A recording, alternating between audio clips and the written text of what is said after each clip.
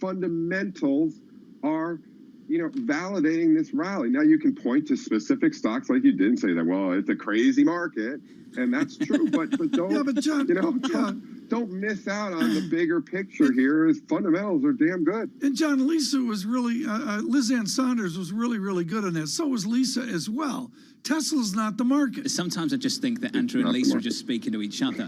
They are. You think so? Even though he's meant to be talking to all of us, it's just the two of them. Andrew, thank you, sir. As always, Andrew Slewin there of Morgan Stanley. Great work, buddy.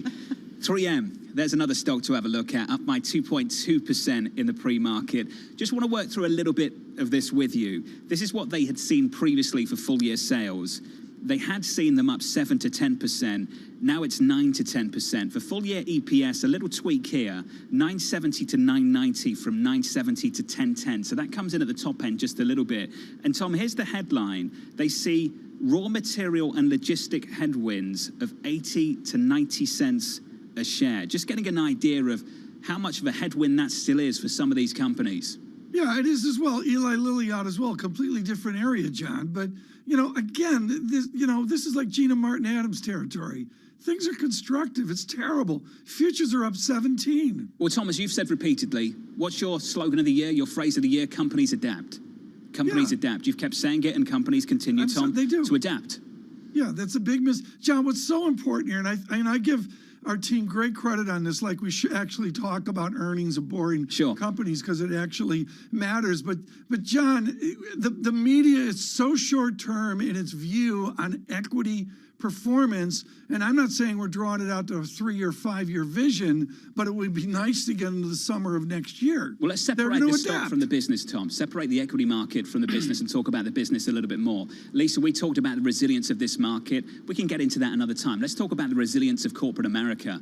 That's been impressive. The idea that they can pass along a lot of the price hikes to consumers and consumers will keep buying. The idea that margins have really held in much better than expected, even as you see billion-dollar charges for higher material costs. However, the issue that I have is, and one of the big question marks going into next year, and I got to say, Tom, you're going to make fun of me, but if they pass along higher wages, at what point does this bleed into persistent transitory, or whatever you want to call it, that's going to lead to a new regime? You know what they say, when you inject the word but or however, everything you'd said previously doesn't count. What does it not count? It's not balanced, Lisa. Once you say but or however, everything before just doesn't really work anymore. Well, I think you know that anyway. Lisa Bramford, Tom Keene, Jonathan Ferro. Equity futures up 17, advancing 0.4%. It is a big day for earnings, big week too. I think we get about 30% of S&P 500 companies reporting earnings this week.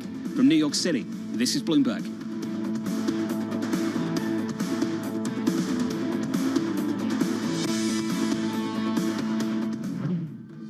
With the First Word News, I'm Laura Wright. China has told the billionaire founder of Evergrande to use his personal wealth to alleviate the property developer's deepening debt crisis. Bloomberg's learned that Beijing's directive came after Evergrande missed an initial September 23rd deadline for a coupon payment. The demand adds to signs that China is reluctant to orchestrate a government rescue of the company. UBS has joined its Wall Street rivals with a third-quarter profit surge. The Swiss lender's wealth management fees soared the most in 3 years. Like a number of banks, UBS is looking to Asia to boost profits. I'm strategically football in China. Absolutely, who can't be, right? We know the country very well. We're very successful in the country, both in the onshore business and the offshore business. We have a very good combination of businesses in the wealth, IB, and asset management business, and we plan to invest more. Meanwhile, UBS is starting a digital wealth manager in the US. It's targeting customers with less than $2 million in assets. President Biden will probably be unable to come up with one of his key campaign promises to roll back Donald Trump's 2017 tax cuts. There is unyielding resistance among even some of the president's own party to raise taxes. The president already has acknowledged there aren't enough votes to raise the 21% corporate tax rate. UPS posted third-quarter profit, but we'll get to the end of this flash now. Global news 24 hours a day on air and at Bloomberg Quick Take, powered by more than 2,700 journalists and analysts in more than 120 countries. I'm Laura Wright. This is Bloomberg.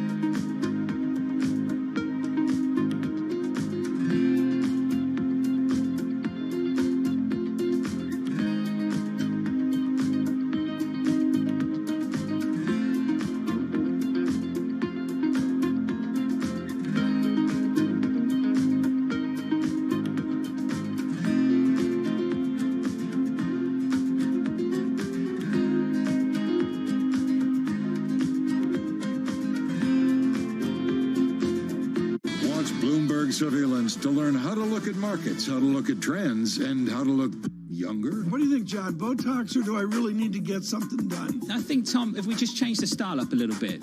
You think so? Yeah, You drop look great. the bow tie. Drop the bow tie. What, skinny tie? Yeah. I always say, this is my line, whenever anyone in America has to go at me about a skinny tie. The older you get, the wider it gets. Oh, really? Until it becomes a bow tie. This is a bow tie. Until it becomes so fat, you just sort of... When you look at technology, how should we be looking at big banks and technology? Technology is our friend. So it's helping us transform the bank fundamentally. And in fact, we're speaking, I think, as we speak, to our shareholders around what we've done and how we've transformed the bank. We also see technology and technology companies as partners. So some Not of our rivals. You know, we know that there are big parts of what have been our business historically that will be absorbed into convenience platforms. And by convenience platforms, whether that's Amazon or Facebook or Alibaba or Tencent or something like that, those are platforms that are just very convenient for people to conduct their day-to-day financial affairs. And it'd be very difficult for a bank to compete with that. Now, in some cases, I'd say, let's say in Africa, we are setting up a competing platform to the convenience platforms. And we're working with technology companies and mobile telephony companies and others to create a platform of our own. But for the most part, we're going to be playing on somebody else's platform.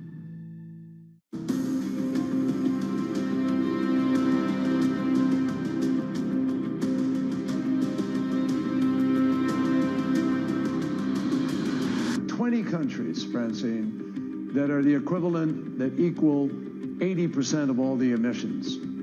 Those 20 countries, above all, have to step up.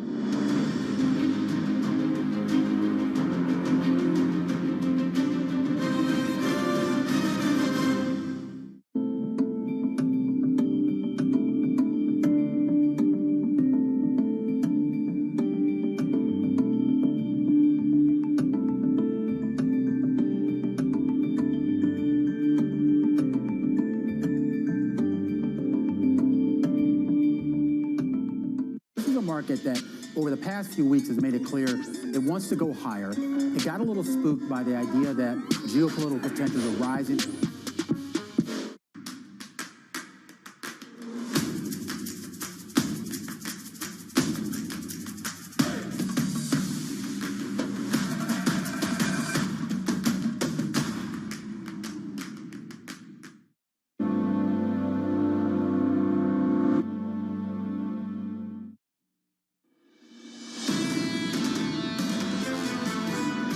Projections that cases would go down are coming true, and we hope that that'll continue. And you know, that's what the projections show. The question is how low they'll go, and that will depend really on how many people get vaccinated.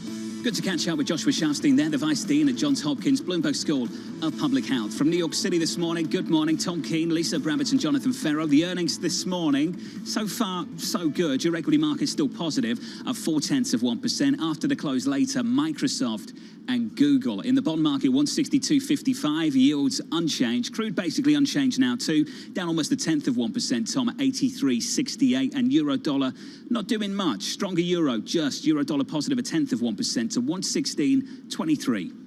You have to, John, and what you have to do here, and we're going to continue to cover this, and I love what I see, again, up 0.6% on the NASDAQ, is, John, you got to do the math. We're going to do that now with Amish Adalja on this important day where the government decides should the little kids be vaccinated. Amish, we're going to do, and I know you've had a sleepless moment, but you and I are going to do the math. Myocarditis off second shot, the number I'm working with needs scientific notation, 1.46 times 10 to the minus 3. Okay, fine. The percentage numbers here, does the public understand how small the likelihood is of a frightening myocarditis off the second dose? It's unclear. I do think that sometimes when we talk with numbers like that, the general public, it goes over their head or they don't really concretize it, because what they think about is they heard some anecdote from somebody who had a kid that had myocarditis, and to them that's 100%. So sometimes it's very hard to teach people how to risk calculate because they're not able to, and they're very swayed by anecdote. John, so what we really show them how rare it is. I mean, John, this is critical, and this has to do with social media. I'm sorry, social media doesn't do the math. Well, Tom, even when I hear from health officials, though, directly, I'm still confused as to what I need to do. Amish, let's talk about that now, Doctor. I was fully vaccinated in and around sometime in May, let's say, and I'm trying to work out how protected I still am from this virus. Do we have any idea? Does it vary from person to person? Do these vaccines only last 6 months? Doctor, what are we learning about that? Well, it does vary from person to person, but you have to take a step back and ask, what do you want the vaccine to protect you from? Do you want it to protect you from serious disease, hospitalization, and death? Or do you want it to protect you from every breakthrough infection, even if it's mild and doesn't even require a doctor's visit? When it comes to the former, serious disease, hospitalization, and death, unless you are above the age of 65, immunocompromised, have some high-risk condition, your vaccine is working really, really well for you. For breakthrough infections, I don't think that these first-generation vaccines should be used to kind of chase breakthrough infections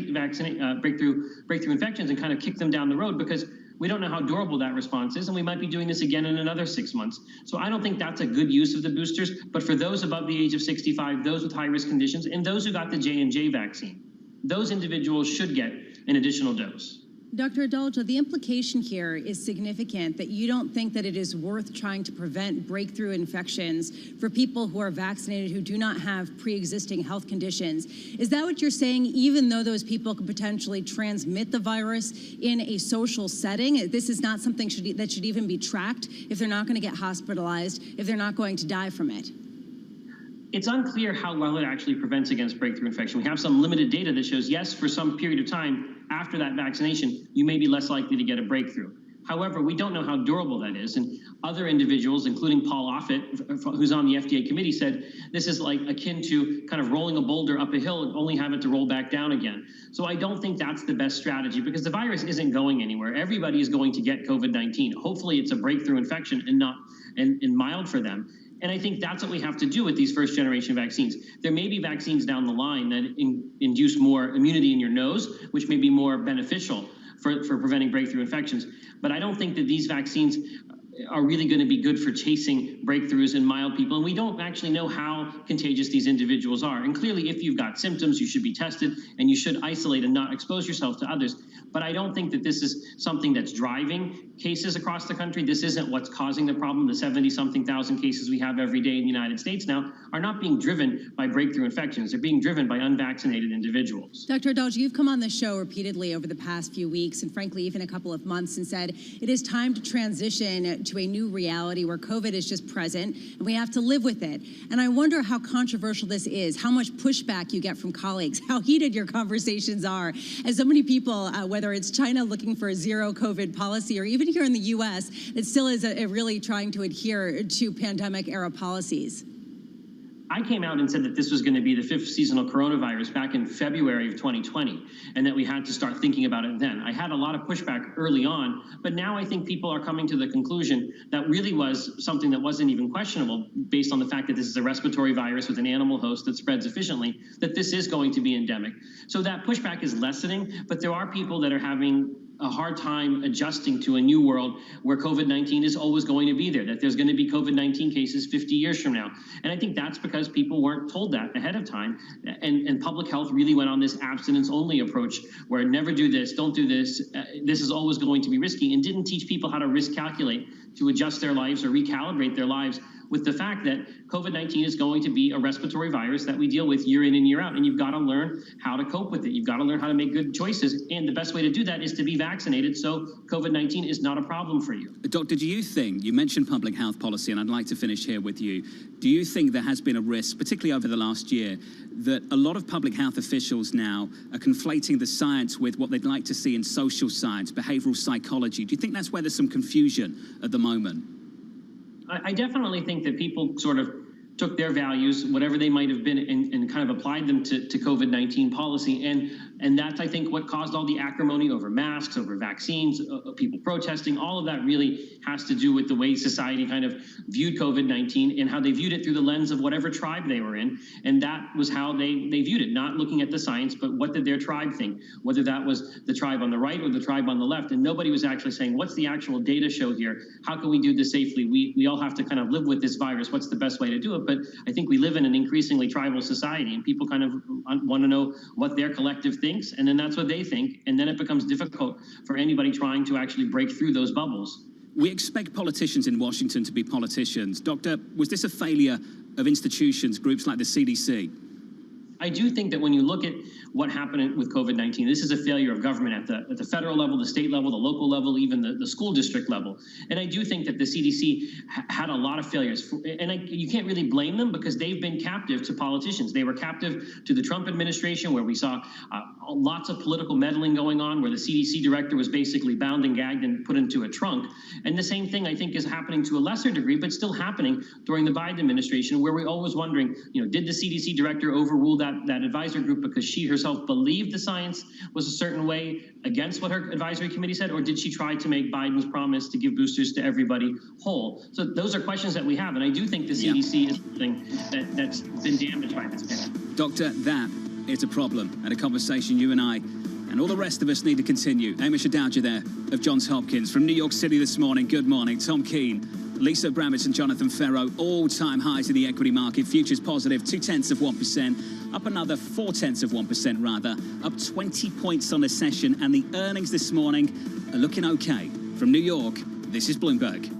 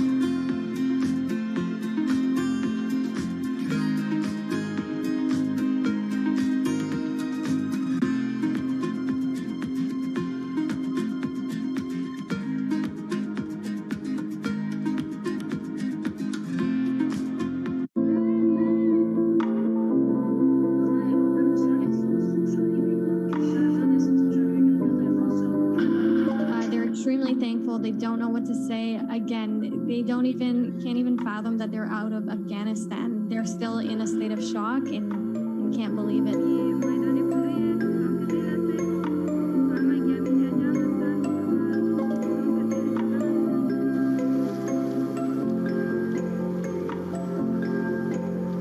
What we have built through this process is essentially a mechanism for getting oppressed women and girls out of Afghanistan. So we're actually going to circle up and see what resources we have left, to see what options we have left, what mechanisms we have left, and actually look at potentially trying to get more women and girls out of the country as well.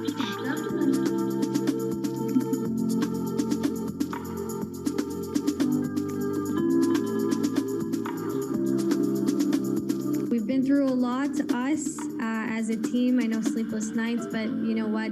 There's nothing more satisfying than knowing that you've saved many lives, and will continue to support these girls on their mission.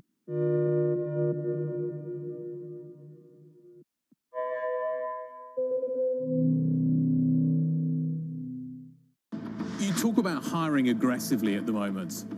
Can you walk me through how challenging that is at the moment? How difficult is it to find the right people? Well, things have changed. Again, the world has changed under the pandemic, and you all know worldwide, what the challenges with getting people back into the workforce. Mercedes-Benz is on a path towards CO2 neutral mobility. So we have flicked the switch there, and really we're going to step by step electrify everything. And what does that mean? Combustion engines get electrified.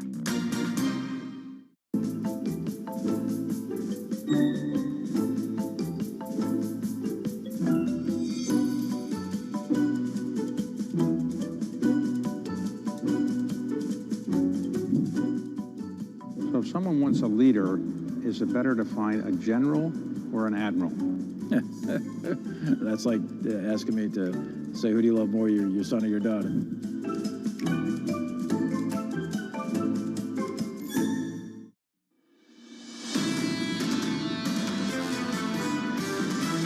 Powell and the Fed are increasingly open to the prospect of perhaps a quicker hiking and tightening cycle. The market has repriced the hiking cycle significantly. The market's been very quick to price out interest rate hikes by the Fed in the middle of next year. From a Fed's perspective, the fact that the terminal rate is not rising gives them less room to hike. We don't think that they'll actually be raising rates until 2023. This is Bloomberg Surveillance with Tom Keene, Jonathan Ferro, and Lisa Abramowitz.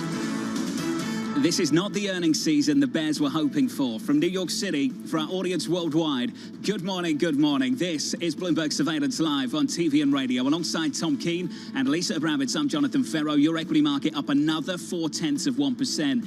TK, the earnings so far so good. It's the way it's up, and the VIX under 15 is a huge, huge deal. John, there's a reaffirmation here today that's very different than 5 days ago, 10 days ago. Again, more earnings coming in as Gina Martin Adams and the others of the bulls that we've talked to have said, you know what? The sum total of the stories, earnings and revenues up. A lot still to come, though, Tom. The big tech players after the bell, Microsoft, Google, then on to Apple to end the month, Tom. Apple was in the news because of the supply chain story, a struggle to meet demand. And we thought that would really define this quarter. Tom, so far it hasn't. Margins have held up, and that's really been the story, not just of the last couple of weeks, but the story of the year so far. I'd go away from tech, and I think the PowerPoint, it's a very CARP kind of PowerPoint, something that you'd see from Danaher years ago, and buried in it, you see the reality. GE Aviation, their fleet is down 18%. That's their calculation. They're parked on the ground, but away from that, is the idea of pretty good margins, even with flat revenues. Is that tech? No, but it's good. You see what you get here, Lisa? You get commentary on the numbers and commentary of the PowerPoint of the earnings release. TK, sure. you are the only man I know who gives commentary and critiques the PowerPoint That's what presentation. you do. This is really important. Stop the show. This the show is really, stop. Go. really go. Next 2 hours. Go. Is the way the media looks at the earnings as a parlor game, John, is different than the way Global Wall Street looks at it, which is, you know what? You got to listen to the conference call. You got to go into the data. Our guest coming up here, that's exactly what she does. Who has the best PowerPoint, Lisa Abramowitz? Never mind the earnings. Who's got the best PowerPoint? I'm going to let Tom be the absolute expert on PowerPoint commentary, and I'll shift gears to really just go to where you started. Basically, it is a bad morning for the Bears. That you can say that again and again throughout the year. I do wonder how much this is a story, as you've both been saying, of companies adapting, but the idea of an economy that still will slow down, and that this is actually still Goldilocks for these companies. And I do wonder about those cautionary signals from a flattening yield curve, and the idea that we have an even deeper negative real yield actually giving fuel to this, even though it sort of sends a negative implication to the economy. If inflation comes down too, with that decelerating growth, we need inflation to come down too to keep this where it is so far. Let's get to the price action this Tuesday. All-time highs coming into today. Equity futures adding a little bit of weight to the recent rally, up about 0.5%, call it 0.4% higher on the S&P, advancing 19 points. In a bond market, just a little bit of stability here, though, TK. Next week is where it's at. A Fed decision on the Wednesday, then on to payrolls Friday. Your 10 is 162.38. Yeah, the payrolls is going to be interesting. I don't know which is going to be more important here, but John, I also would point out ECB is not a small issue with the Weidman resignation. I mean, there's a stew out there, if you will, and I guess we're all predicting it, but we always get it wrong. And the Bank of England too, the ECB, 2 days away. To paraphrase Kit Jukes, Lisa, euro dollar, a snooze fest, 116.23. Yeah, and it has been actually shockingly resilient considering all of the wins on both sides. You mentioned earlier, John, the idea of if inflation comes down, then we could have a potential Goldilocks scenario for these companies. The interesting thing is we are seeing prices continue to rise. 9 a.m. we get the home price index, probably expected expected to rise 20%, a record year over year. Yet people are still buying. 10 a.m. we get U.S. September new home sales. The expectation is for it to actually increase, despite the fact that prices are so high. We're also going to be getting U.S. Conference Board consumer confidence numbers. The expectation is for confidence to wane just a touch, but still remain relatively high again. Even though inflationary headwinds are there, people are still buying, people still can get a job, and that has kept things afloat. Today, an FDA panel is meeting to discuss vaccinations for 5 to 11-year-olds. Key question is, what will the uptake be? What will the messaging be that this is safe, especially considering the fact that less than half, fewer than half of 12 to 17-year-olds have been vaccinated so far? This is key in terms of public sentiment and public support. And after market, we get earnings from Alphabet, Microsoft, Twitter. This is going to be very different in terms of the individual stories. From Alphabet, Google, John, and Microsoft, it will be a cloud story. For Twitter, it'll be an advertising revenue story and getting the eyeballs at a time when it is incredibly competitive. The close will have that here at 4 p.m. Look for that across all of our platforms. Right now, this is an incredibly important interview for 2022 and indeed 2025. U.S. on fire, and again, the Bears have been vanquished here, no question about that. But a recurring theme that we have on surveillance is look to Asia and look to the true growth there. Gabriela Santos with JP Morgan joins us, their global market strategist. Gabriela, I love how your essay dovetails into what I'm seeing in the new Foreign Affairs magazine, which is China, and you define a new China. What is the new China? That's right, Tom. And in a lot of our conversations with investors, China keeps coming up time and again as really an area of growth in portfolios. And I think it's much more about a conversation about Chinese markets more so than China's economy going forward. I see the new China really being about one that stresses the quality over the quantity of growth, that also prioritizes other objectives in addition to growth alone, such as reducing inequality and energy transition, a development of capital markets, and also a China that has new areas of emphasis. So this year has been all about the areas of pressure in the new China, but there are also areas of emphasis, like domestic consumption, technological infrastructure, and the energy transition. And it's interesting, our investors still believe China is investable and are looking at this point in time as an opportunity to build that allocation to China over time. Is there somewhat capitalism, or at least their experiment? Is it endogenous more so to China, or does it redound out across the Pacific Rim and all of Asia? I think we do have to remember China has a very particular political and economic system, and we see that at play this year. When China does decide to pivot and to do reforms and regulations, it does so extremely quickly, and that is a feature of China. It does lead to these moments of volatility. We see these 30+% corrections every 3 years or so in China. It's a feature of investing there. It does come with higher volatility, about double the volatility for Chinese equities versus the S&P 500. But you do get other benefits. You get the potential for higher revenue growth in these new sectors of emphasis, and you get extremely good diversification benefits.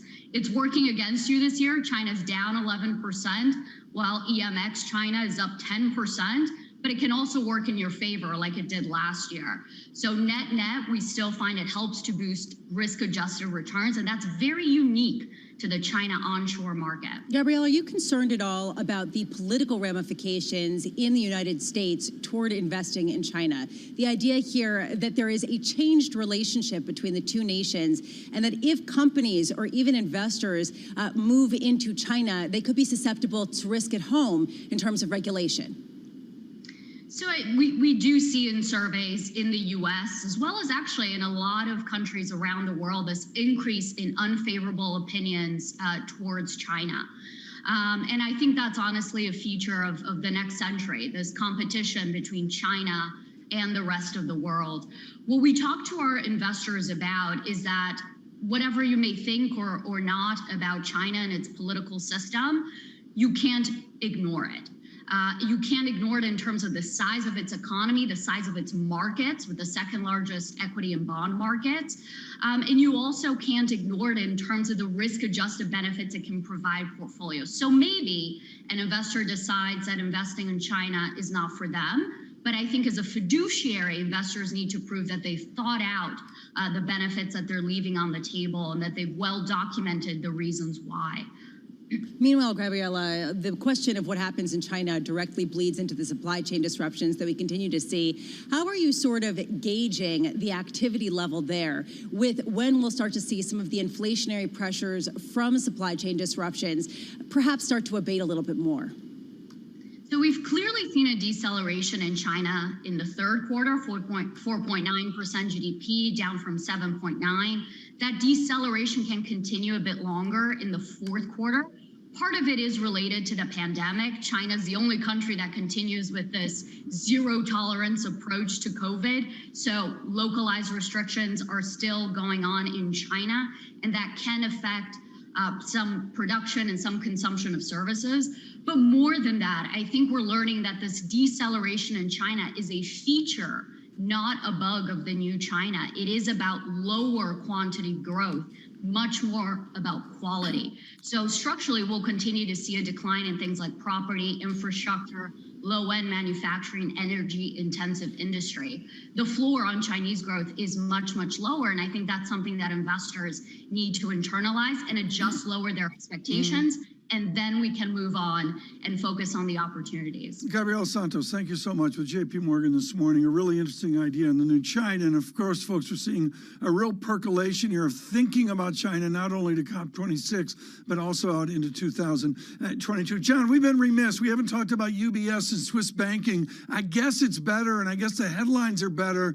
But when everything is said and done, it's not American banking, is it? No, it's not. And they've still got their problems, Tom. But what we've seen so far out of Europe, including Barclays, pretty much what we saw out of the United States. Equity trading from Barclays last week, Tom, fantastic. Likewise, in the US, it's been a decent quarter for the banks. Can they repeat the act on the IB side of things through next year, Tom? I guess that's the question. And how are they going to compete with the U.S. banks coming over and looking at retail Europe? The battle for talent as well. Yeah. Compete with that. Flexible working hours. Lisa, how many times we heard that from the European players? Yeah, exactly. You can stay at home. Yeah. It's okay. And we don't have to pay for real estate. You can stay at home. It's a massive week for big tech.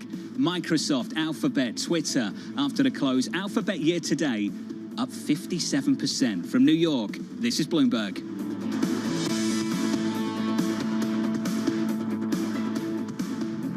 With the First Word News, I'm Laura Wright.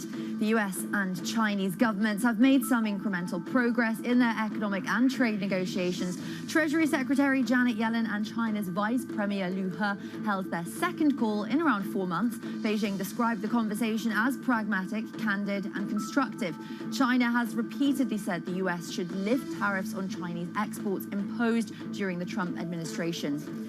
Senate Democrats have moved closer to an agreement on President Biden's economic agenda. Senator Joe Manchin expressed optimism there could be a deal this week. He's been pushing to shrink the size of the social spending package. Still, some House lawmakers raised doubts about the terms of the deal being discussed. Hong Kong will soon end most of the quarantine exemptions for overseas and mainland travelers. The city is under pressure from the Chinese government to tighten up what is already one of the world's strictest coronavirus containment programs. Hong Kong's goal is to eventually reopen the border with mainland China. General Electric has reported third quarter earnings that beat estimates. The CEO said orders grew, margins expanded, and the aviation unit is showing continued signs of recovery.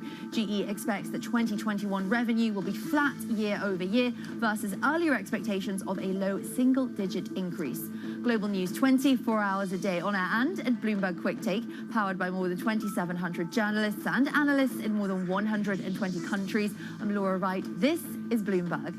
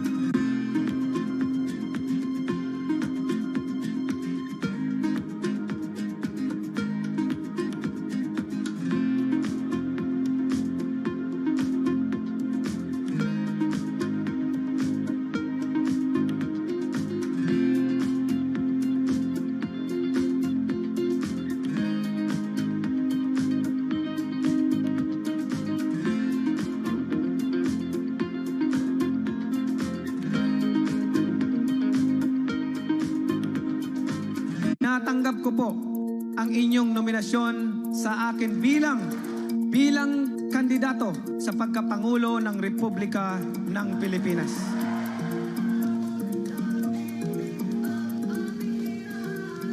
I am a fighter, and I will always be a fighter inside and outside the ring.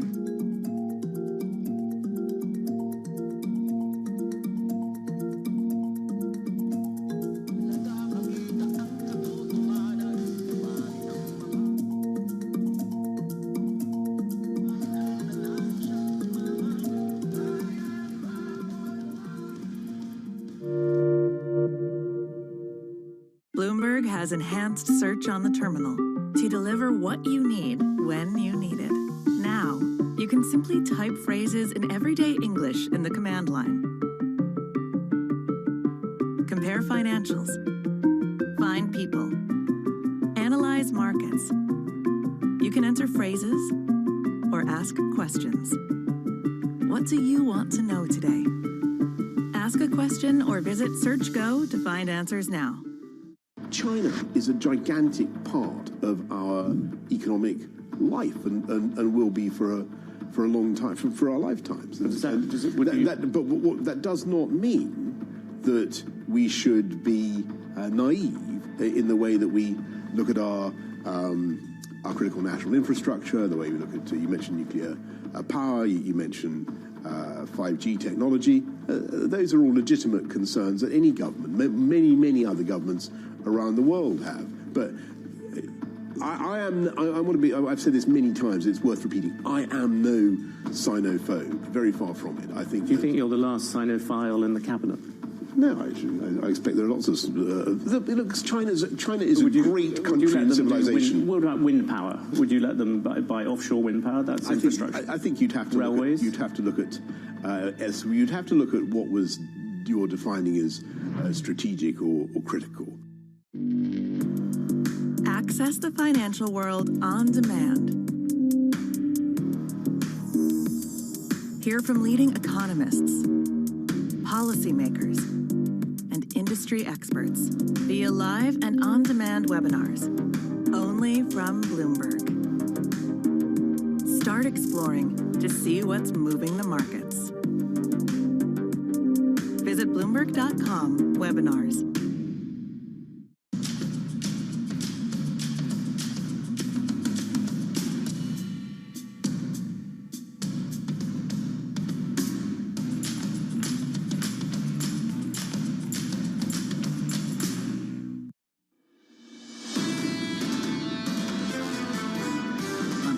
Trickle down. Trickle down hadn't worked so much for the last 15 years. These bills are going to change the lives of millions of people in areas and hundreds of millions of people across the country. When we make these investments, there's going to be no stopping America. We will own the future.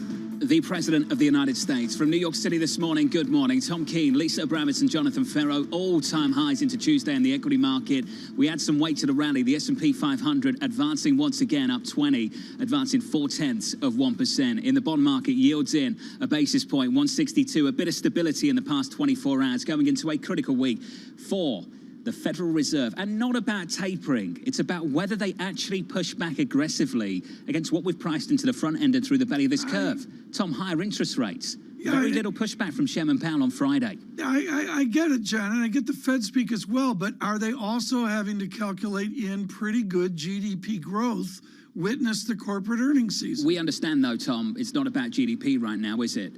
It's about inflation and the trajectory for inflation. And I just wonder, Tom, how the language evolves. Transitory for longer doesn't cut it. You can say that you think the factors underpinning higher inflation will fade. You've also got to convince others, though, that those prices, Tom, aren't broadening out. Those higher prices aren't going beyond those temporary factors connected to reopening. I went back and forth with Dr. Alarian on this yesterday. I mean, I'm sorry, we have to wait for the data. John, well, we know what Mohammed thinks, Tom. Yeah, well, if the Fed got some real worry. He thinks if the Fed sits this out, they're making a massive mistake. I can find another 10 people who thinks the other thing, Tom. Yes. The opposite. And that's where we're at right now. That's what makes it go. Where are we in Washington right now? We're going to stop the show and get away from the blather of the moment. We can do that with Anne-Marie Horder, and Bloomberg Washington correspondent. Pro tip, Anne-Marie, and you know this, watch Richard Neal of Massachusetts. Here's a guy who lost both his parents in his childhood. He literally went to college on government checks, getting by, and then he built a political career into being the most powerful voice on our ways and our means. What is Richard Neal going to bring to the debate?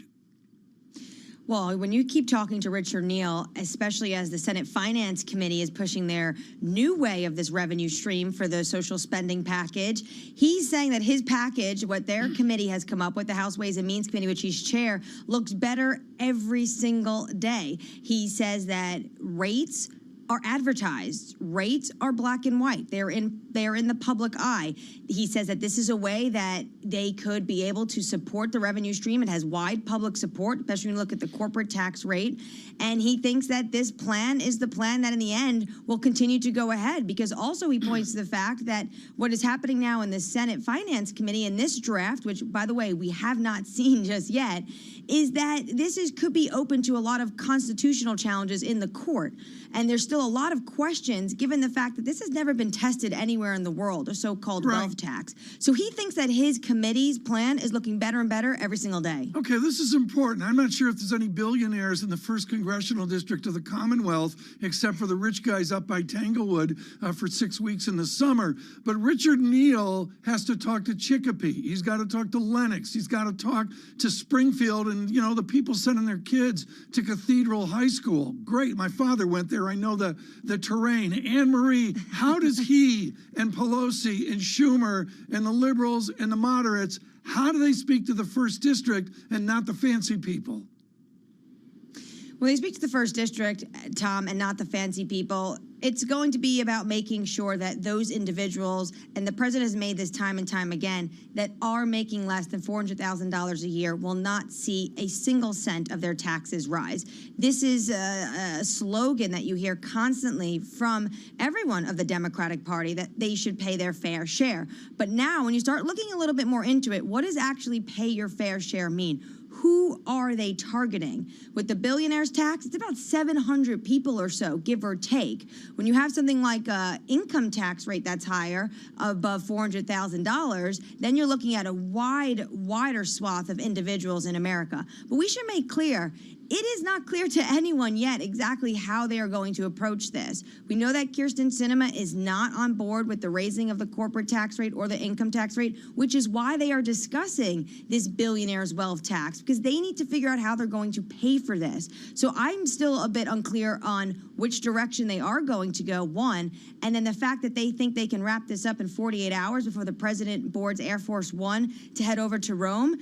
Mind-boggling. I don't see how they do it. Anne-Marie, when it comes to ordinary income in America, this tax system is very, very progressive already. When it comes to ordinary individual income, it's highly progressive, and I think you can make the argument that most people receiving ordinary income are paying their fair share. What's got lost is the corporate tax rate. And Anne-Marie, I find it amazing. Do we face the very real prospect that we won't get a corporate tax hike under this government? This is what many are talking about, the fact that you can have this government not rewind the Trump-era tax cuts. This is something that so many of them campaign upon, that Kyrsten Sinema voted against those Trump-era tax cuts. There is potential that some of that tax code will live on. There's one thing that Richard Neal did speak about, the chair of the House Ways and Means, that there does seem to be at least a coalescing around, is a 15% minimum corporate book tax for corporation. And this would also come in line with Treasury Secretary Janet Yellen has been pushing for in terms of the OECD around the world. So potentially that's something that would likely happen, but you could see remnants of the Trump-era tax cuts sticking through this democratically led House, Senate, and White House. Anne-Marie, just to fast forward a little bit till next week, if what you say is correct and they don't get anything done before Joe Biden gets on that plane to the COPD, what does that mean for the Virginia gubernatorial races? Well, he's going to be campaigning in Virginia this evening with Terry McAuliffe, which has been a bit of a fraught relationship. Remember, Terry McAuliffe was saying, we know that Joe Biden isn't doing well, and he was trying to distance himself. Now it does seem like he needs him. That polls for Virginia are neck and neck. What Virginia would like is at least to get somewhere on hard infrastructure, a vote on hard infrastructure. And a big question mark right now in Washington, Lisa, is whether or not the progressives are willing to vote for hard infrastructure if there is at least a framework or a meeting of the minds of what reconciliation will look like. And there's still a number of questions on that: climate, paid family leave, and a top line figure. But what we hear constantly, time and time again from progressives, is that they will not vote for hard infrastructure unless there is a vote on reconciliation, not a framework, a vote. A vote on reconciliation is weeks or potentially months away. Anne-Marie Horden, AMH, down in D.C. TK, let's try and make it. AMH. I think it's sticking. Better than AOC. Is, Just for Anne-Marie anyway. Just in general. Not she's better than AOC. I want to avoid that trouble. She was confused with AOC. You're digging yourself into trouble. I know, Tom. Let's make it very simple when it comes to taxes. You can tax incomes, ordinary income. You can tax assets, realised gains or unrealised gains. Much easier to tax realised gains. Or you can tax transactions. Tom, they've got to find a way of going after taxes beyond just ordinary income. Ordinary income is the easiest thing to go after. But I think at this stage, at what point, Tom, is 40% enough? Is 50% enough? What's the line in the sand here? Here's the line in the sand. Add up your combined taxes. The politicians love to talk about individual taxes, and what we do is this one, that one, that one. Sum them all up, John. Go after transaction taxes, not a regressive sales tax. If I want to buy a Bentley, charge them 25%. Private jet, 50%. Whatever. Ordinary income, it's got to stop, Tom. It's got to stop. I'm not paying that on the Bentley.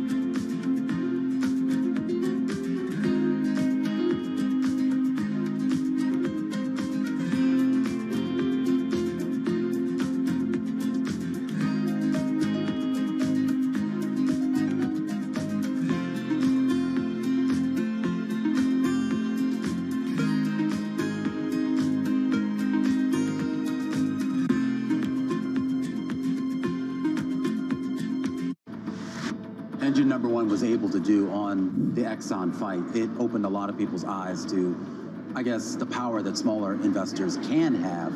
And I'm curious as to how other people can sort of look at what you did and use that as either a template or maybe just some sort of guide as to how they can sort of approach their relationships with other companies. We founded the company in Engine Number One on the idea that we take the data, not ratings and rankings of ESG of the past, but we actually take the environmental, the climate, the social, worker data, and we simply use it to look at the valuation of companies and look at it over a long period of time. And so if you think about it that way, you own these companies. Everybody that owns the company, whether you're a big institutional investor or you're a small retail investor, you own the company. You have a voice, you have a vote every year. Yeah. And so our approach is, is to use the vote and engage with these companies over time. But that's always been the case. I mean, at least in theory. from New York City. We're in London, in Sydney, in San Francisco. 9 a.m. in Beijing and Shanghai. Good morning, everyone. Have a great evening. This is Bloomberg Daybreak with Lee. Balance of Power on Bloomberg Radio. Welcome to Daybreak Australia. This is Bloomberg Technology. And this is Bloomberg Green. To recap the headlines. You do not want to miss this story. Really good news on the jobless claims front. How are you thinking about those dynamics?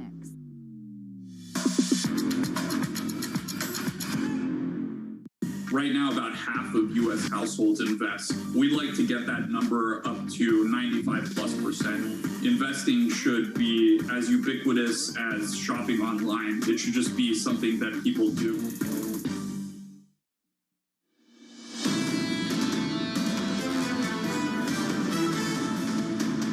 Some people very unhappy about the things I was listening, Tom, to tax. I'll make sure there's exemptions for you, TK. A lot of people in your boat worried about the price of a Bentley if you had to pay too much on top. I know. Equity futures up 20 on the S&P, advancing 0.4%. On the NASDAQ, up about 0.6%. A lift here after the close, about 10% of the index reports in two names. Just two names, Microsoft and Alphabet. Switch up the board and get to the bond market. 2s, 10s, 30s. The shape of your bond yield curve looks like this. Your 10-year 161.85 in about a basis point. A 30-year down 2 to 2.06%. And a bit of a snooze into next week. Next week, you can wake up again. A Federal Reserve decision on the Wednesday. And on the Friday, you get payrolls Friday. In between, Tom, a Bank of England decision that I'm told is live. Governor Bailey, look out. I'm not sure if he's aware how live that meeting is. Hugh Pill, his chief economist, Tom, was the one that suggested that. But the rate hike debate is at the epicenter of what's happening in the belly of the curve. Let me just show you 5-year yields over the last year. Please. Tom, at the start of the year, we thought the Federal Reserve would sit this out. We thought they would sit this out. And what you had was a positive growth shock. Never mind the supply side story that's dominated much of the year. At the start of the year, it was a positive growth shock. Just the idea the Fed would sit it out. Growth expectations were higher. Inflation expectations were higher. And the belly of the curve and the front end were really anchored. Then something's changed, Tom, as this year has grown older. We've started to think a lot more about higher interest rates and a tightening cycle. And that's what the 5-year has picked up on. 117.45, Tom, on 5s. When we started the year, look where we were. Below 50 basis points, TK, in and around 0.5%. That's a big change. We've moved, but are we back to where there's some real angst out there? Even with the break-evens, I'm not sure we're back to angst. I don't think we are yet, but just a little bit of a test building for the Federal Reserve going into next week. They told us You're selling it, John. wasn't tightening. There was a divide between the taper decision and higher interest rates, and now this market's not so sure. This market was on side through much of this year. Not so much anymore. Yeah. Your 5-year yield, 117.45. We've got some movers this morning, TK. We can do that this morning with Kaylee Lyons. Kaylee, that was your cross-asset price section. Let's get to those earnings. Good morning. Yeah, it's really all about the earnings for the equity market this morning, John. We've had a number of them rolling out over the course of the morning thus far. UPS, one of them. What's really key here is that the company lifted its margin outlook and beat on its results. It's really been able to exercise pricing power and lift prices in the face of booming e-commerce demand. So it's up about 4.5%. You also have GE higher. The key metric for GE is industrial free cash flow. That is how we gauge the progress of Larry Culp's turnaround. They raised that guidance. As a result, the share's up 1.3%. For 3M, you did get a beat in the third quarter, but they trimmed the top end of their full-year earnings outlook because of material and labor price pressures. So that stock is slightly lower, while Eli raised its guidance thanks to the success of its COVID antibody cocktail and the treatment demand for that. So it's up about 0.4%. Of course, the other earnings story out overnight was Facebook. It's really a big week for big tech. On Facebook, it's interesting. They missed on the top line in terms of both the third quarter and the guidance because of Apple's privacy rule changes in part. But they also announced a $50 billion share buyback and better users. So Facebook is up about 2%, and that is giving a lift to Twitter and Alphabet, of course, also digital advertising dependent for revenue. They both report after the bell and are higher by about 1.5%.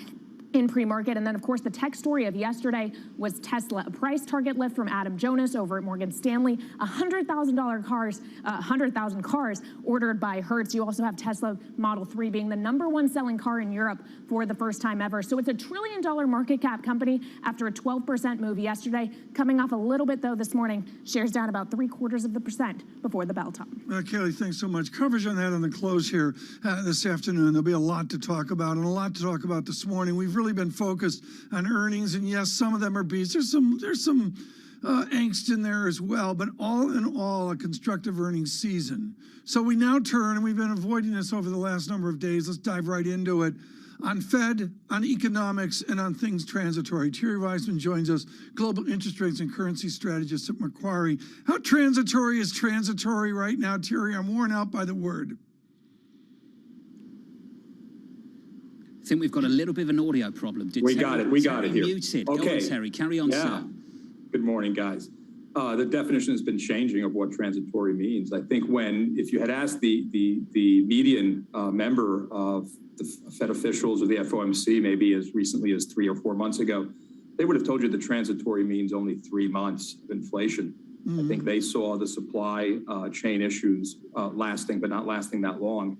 I think the definition has changed among central bankers around the world. I think they're conceding to the fact that the supply chain problems are going to last for a little longer. But maybe even beyond the supply chain problems, we've seen evidence, of course, that labor market participation rates in the U.S. are not going up past this period of pandemic emergency unemployment benefits. And I think central bankers are getting a little bit concerned that labor supply is going to be tight beyond just these 3 to 6 months.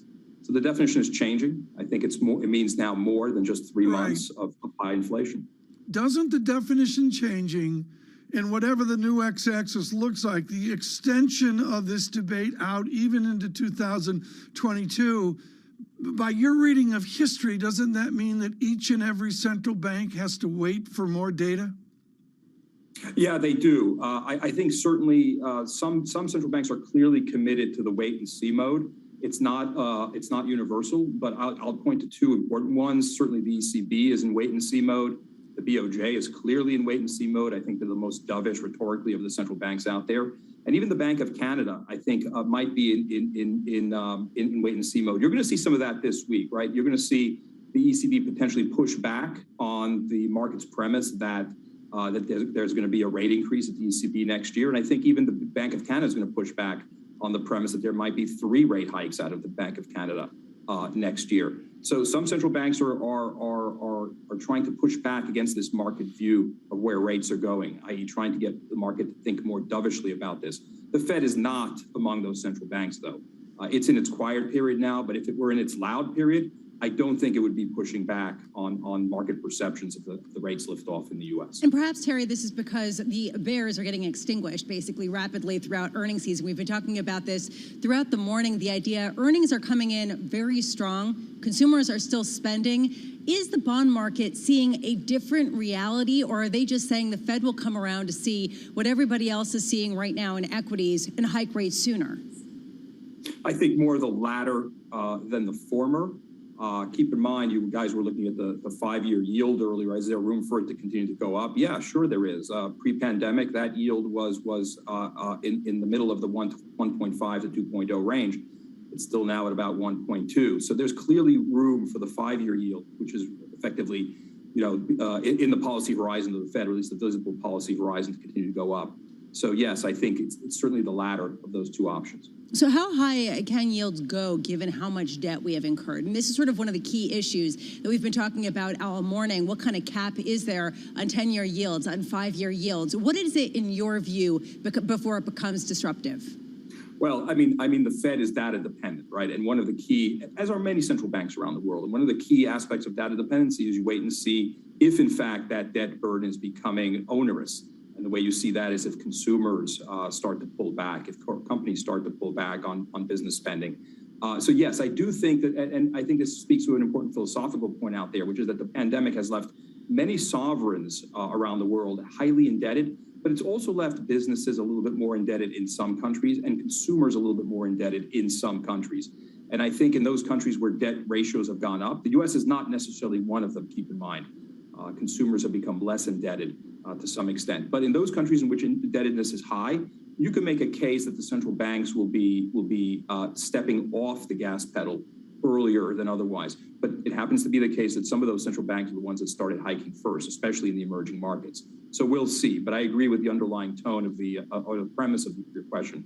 Terry, debt implies lower rates eventually. Always great to catch up, buddy. Pleasure. Fantastic to hear from you. Terry Weissman there of Macquarie, just on the future, what the future might hold. Lisa, just to your point, The two-year yield topped out in the last cycle, if we can call it that. I'm not sure if it ended in this one, started, whatever.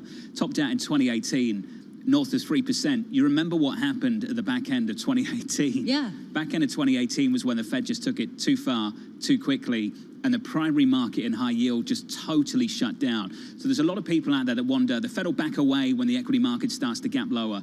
Okay, to some degree, it's about the credit market. Yeah. The primary market shut down in high yield in December 2018, and that's what made the Fed really back off. Twos then were at 3. Right now, twos are at 44 basis points. That tightening cycle hasn't even started. And the cushion that credit investors have is much narrower this time around. And this, to me, is key because at a certain point, sovereign debt becomes competitive with corporate debt, and then those funding pressures become all the more acute. And yeah, fundamentals are looking really good because money is cheap. Money is basically free. What happens when it's not? How quickly do the fundamentals deteriorate? And so this is the reason why a lot of people are saying there is a natural cap, and that is why yields are so negative on a real basis. For all the talk, though, Tom, 4% is your median estimate for GDP next year in America. That's a 4 handle. It's coming in a little bit, but 4.0% is the median estimate in our survey. If you want to find that on a Bloomberg ECFC Go on a Bloomberg terminal. But there it is to see, Tom, 4%. And you throw inflation on that, and maybe you've got 7%, 8% nominal GDP. I'm talking about a higher inflation that everybody's all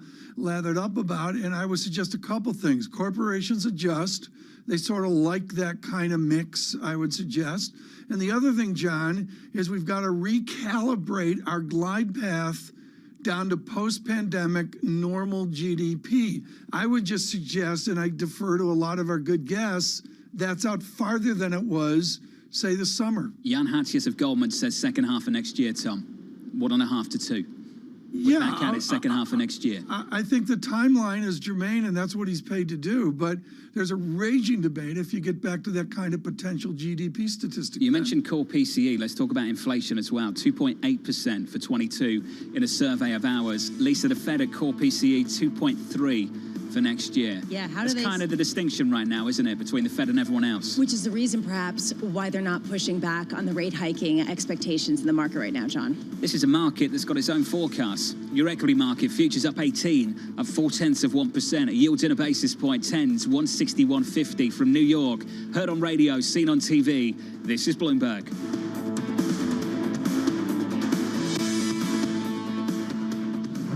With the First Word News, I'm Laura Wright. UPS posted third quarter profit and revenue that beat estimates. The package shipper also raised its guidance for the full year. UPS's earnings were driven in large part by pricing gains. The company's price per package rose 12% in the US. President Biden will probably be unable to keep one of his key campaign promises to roll back Donald Trump's 2017 tax cuts. There is unyielding resistance among even some in the president's own party to raise taxes. The president already has acknowledged there aren't enough votes to raise the 21% corporate tax rate. Drug maker Eli Lilly has raised its full-year forecast. The surge in coronavirus cases spurred demand for its COVID treatment, especially among the unvaccinated. Lilly's third quarter earnings fell just short of estimates. Meanwhile, the company says it is seeking accelerated U.S. approval for its experimental Alzheimer's drug. A warning from the Saudi Aramco CEO, Amin Nasser, tells Bloomberg that oil output capacity across the world is dropping quickly and companies need to invest more in production. Nasser says the supply deficit in oil markets could get worse next year if the coronavirus pandemic eases and more people fly. China has told the billionaire founder of Evergrande to use his personal wealth to alleviate the property developer's deepening debt crisis. Bloomberg's learned that Beijing's directive came after Evergrande missed an initial September 23rd deadline for a coupon payment. The demand adds to signs that China is reluctant to orchestrate a government rescue of the company. Global news 24 hours a day on air and at Bloomberg Quick Take, powered by more than 2,700 journalists and analysts in more than 120 countries. I'm Laura Wright. This is Bloomberg.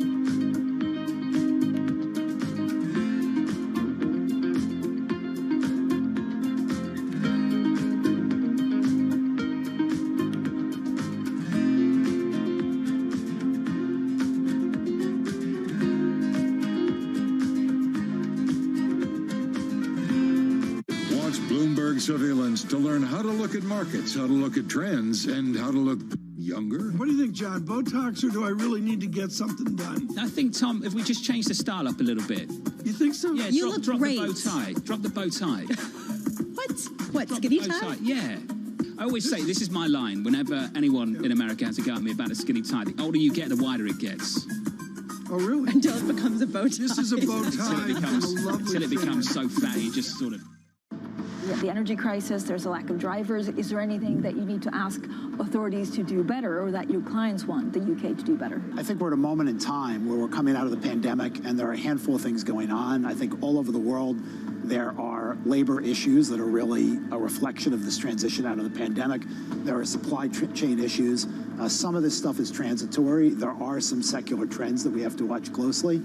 But I think we're adjusting and dealing with it as anybody else is. And I think leaders here are thinking about it the same way leaders are around the world. When you look at the UK and, of course, some of these green investments that the UK and the City of London particularly has been really trying to pitch, you've been extremely involved in carbon offsetting. Can London really spearhead that movement? Well, I think it's important that governments around the world partner with the private sector to try to get capital directed toward innovation in a way that we can accelerate the climate transition. And I want to emphasize it's clearly a transition.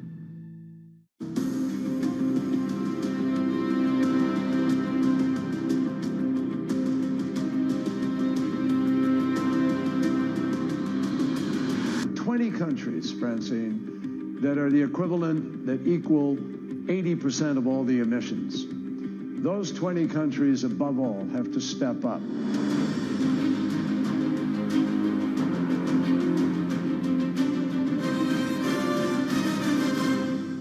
Google is saying it has accelerated innovation in the country, and it's planning to appeal the FTC's decision. What's your take on this, and how do you plan for further scrutinies? We are going to see what they make and what changes they are actually bring to this market. I think that it's hard to put your head around any narrative. Let's just be honest. We've had sort of a shift in, are we in some sort of stagflation fears moment? People were talking about that all day yesterday. The growth story in cannabis remains very strong, even after the sort of loosening of the pandemic. There was a worry that there might be wallet spend competition, but so far the cannabis sector seems to be holding up very strong.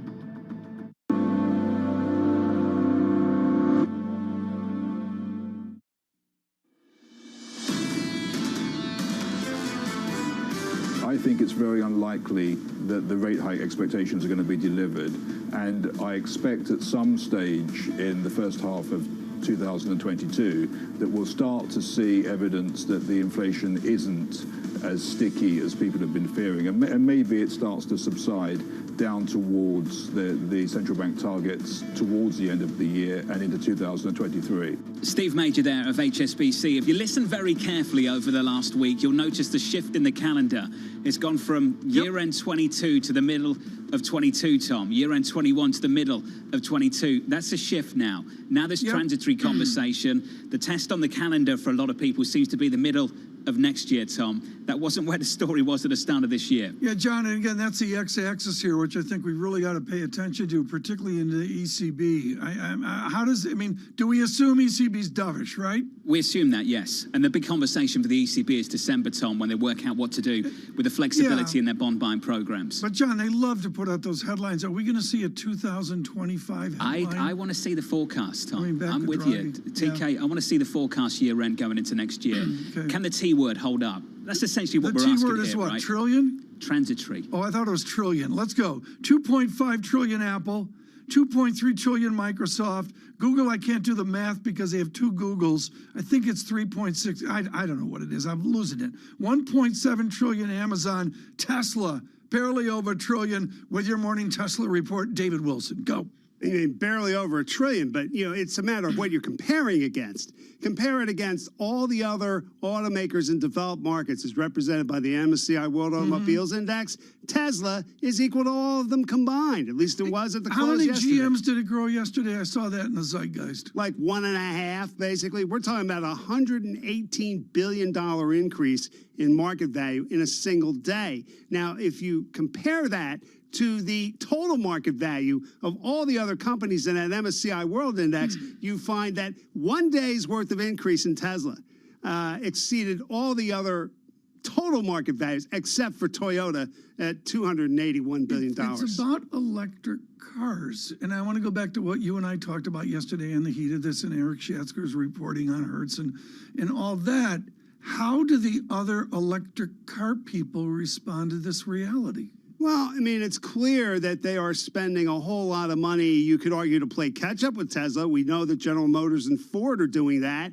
So, you know, it's a matter of how the industry is shifting. You could argue that Tesla's ahead of the curve. Does that make the company a $1 trillion business? Does it make Elon Musk 50% more valuable than Jeff Bezos, founder of Amazon? I mean, these are the kind of questions that come up with the valuation of Tesla being what it is at this point. And here's another question, Dave. Is it fair to view Tesla as a car company? It's fair because that's where the bulk of their business is. I mean, you're right to say that, maybe there's something else going on. I mean, they have the solar business from when they took over Solar City a few years back. They have battery storage, which ties into those rooftop solar networks. They certainly have aspirations to expand into other businesses. For the most part, though, they're a car company. They're certainly not valued like a car company, though, and that's where, things get kind of complicated in figuring out whether Tesla deserves this $1 trillion valuation. Well, that's where I was going with this idea of what is in a valuation and when is it too high. I know that there were a lot of naysayers for Netflix for many years, and I also was raising questions about them borrowing as much as they did. And then they just got upgraded to investment grade by S&P yesterday. And frankly, people are saying that this was absolutely expected and should have been done a while ago. Tesla, a lot of people are saying the same thing. How many people are still pushing back on some of these stories versus embracing them and saying, you know what, we were wrong, and this is the new economy?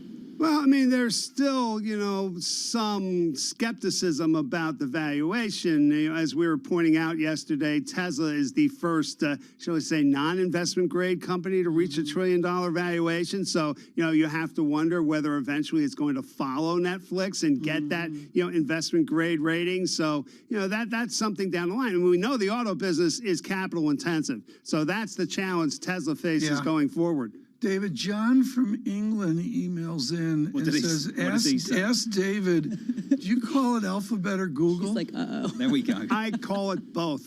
Oh, Google's owner Alphabet. I mean, and is Facebook going to do this? They're going to change their name. Well, we'll see. Who are they kidding? We'll see how that one goes. Alphabet, Google. There it is. It'll always be Facebook, TK. It'll always be Google. It'll always be Facebook. David Wilson, thank you so much. Thank you, Dave. What does Tesla do today? Go up another GM? I don't know. Look, TK, the market's the market. How many people have been fighting this Tesla story now for how long? Yeah. The market is what a market is. It is. And, again, I thought Liz Ann Saunders, again, out on Twitter last night, had a brilliant tweet showing the rest of the market. I mean, Tesla's not the market. No. I'm sorry. Do you want to talk about JetBlue quickly, Tom? Yeah, I missed that. I saw the headline, but go ahead, about 0.75%. Fuel price is a bit of a problem here. The loss narrower than expected, so we're positive in the pre-market. But going forward, they go on to say this sequential decrease is due to the seasonal leisure demand pattern, pressure from the recent material spike in fuel prices, as well as ramp-up related labor costs. Seemingly every company, Tom, dealing with the same thing in America at the moment. Yeah, I don't know what aviation does. I mean, what do they do? Do they take out flights? I mean, I had a trip canceled, and the airline I was on just took out their flight. They just canceled. Well, it's good to see the Atlantic travel corridor reopening, Tom, that corridor. So that's good news. I love this line. Lisa just put out this story on Twitter, so go and find it yourselves if you want to read it.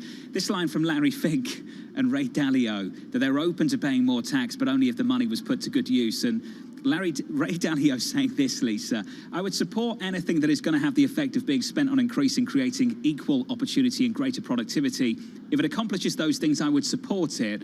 I'm not sure that it does. Yeah, it's a really politically correct way of trying to push back gently on the plan to tax the ultra-wealthy individuals. Look, it's highly controversial, the idea of how do you go about doing this, and a lot of people are saying, why don't they just take a look at the taxes that are actually in effect and how to enforce them better before moving to raising the rates. Nonetheless, there is this political question for the leaders of all financial industry giants right now, John, and that is, how do you message that they are for something more progressive, even at their own expense, at a time when their industry is doing so well, even relative to other parts of the economy? And I do think that that is increasingly a dilemma that you're seeing addressed here. Our good friend and colleague Matt Miller went on a bit of a rant earlier this week, Tom, on Warren Buffett, and essentially said if Warren Buffett's so concerned about not paying enough taxes, he can just write the check to the Treasury. But Tom, he never does. Not my words, the words of Matthew Miller earlier this week, Tom. It's a loaded question, and the answer is, this is so important, John, and I'm going to pick on Canada here. They made a radical tax change, and the government was voted out, and voted out thunderously. I mean, all the politicians have in the back of their mind, if they overreach on tax change, on tax policy, they lose their jobs. And we're seeing that with corporations. I mean, to me, that's the most interesting thing. They are more willing, John, to raise rates on individuals than corporations, because somehow that is less politically favorable. And that, to me, is pretty interesting. I think a lot of people are surprised by that.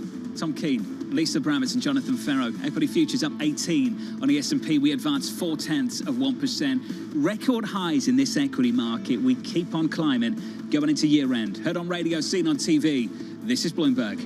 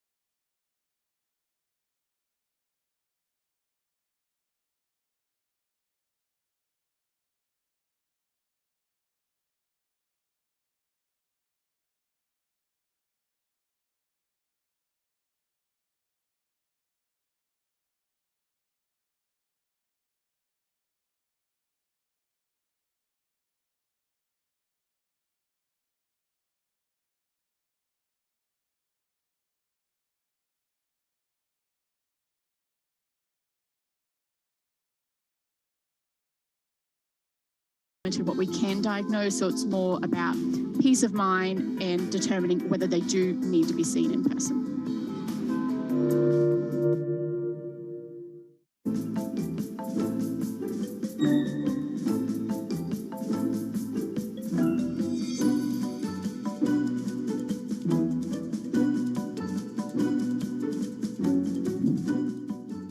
So if someone wants a leader, is it better to find a general or an admiral? That's like asking me to say, who do you love more, your son or your daughter?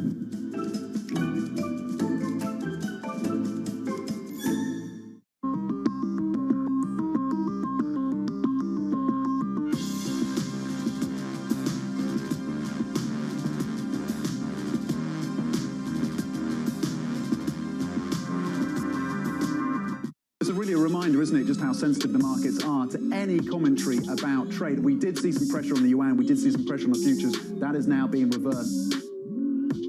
Bloomberg has enhanced search on the terminal to deliver what you need when you need it. Now, you can simply type phrases in everyday English in the command line. Compare financials. Find people. Analyze markets. You can enter phrases or ask questions. What do you want to know today? Ask a question or visit SearchGo to find answers now.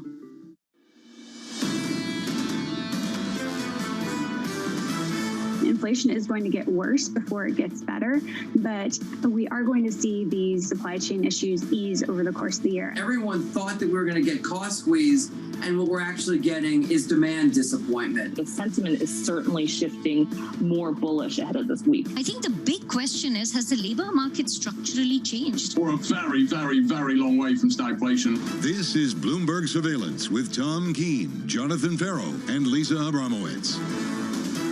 Good morning, everyone. Jonathan Ferro, Lisa Abramowitz, and Tom Keene on radio, on television, within earnings season. Lots to talk about. Yes, it's the big companies. And here at 8 a.m. Wall Street time, a lot of smaller companies streaming out. All in all, John, a surprise. Earnings better than expected. Yeah, the prevailing mood coming into earnings season, Tom, was one of fear, not hope. And I can tell you right now, it was fear of margins. And we just haven't seen that in a massive way this morning. Numbers from UPS, GE, 3M. So far, so good. And that's really been the story of the quarter. Yes, there have been some losers, but there's been some winners as well. It's over to big tech after the close, Tom. We get Alphabet and we get Microsoft. Those matter, and of course, a real emphasis here on technology, and of course, many now trillion-dollar companies as well. John, it'll be fascinating to see the conference calls of big tech, how they frame out the holiday season and how they begin to get into 2022. Into 22 with the bar getting higher and higher, and that's the concern around Jefferies. Looking at their commentary right now, Tom. Revenue grew at a high teens pace last year.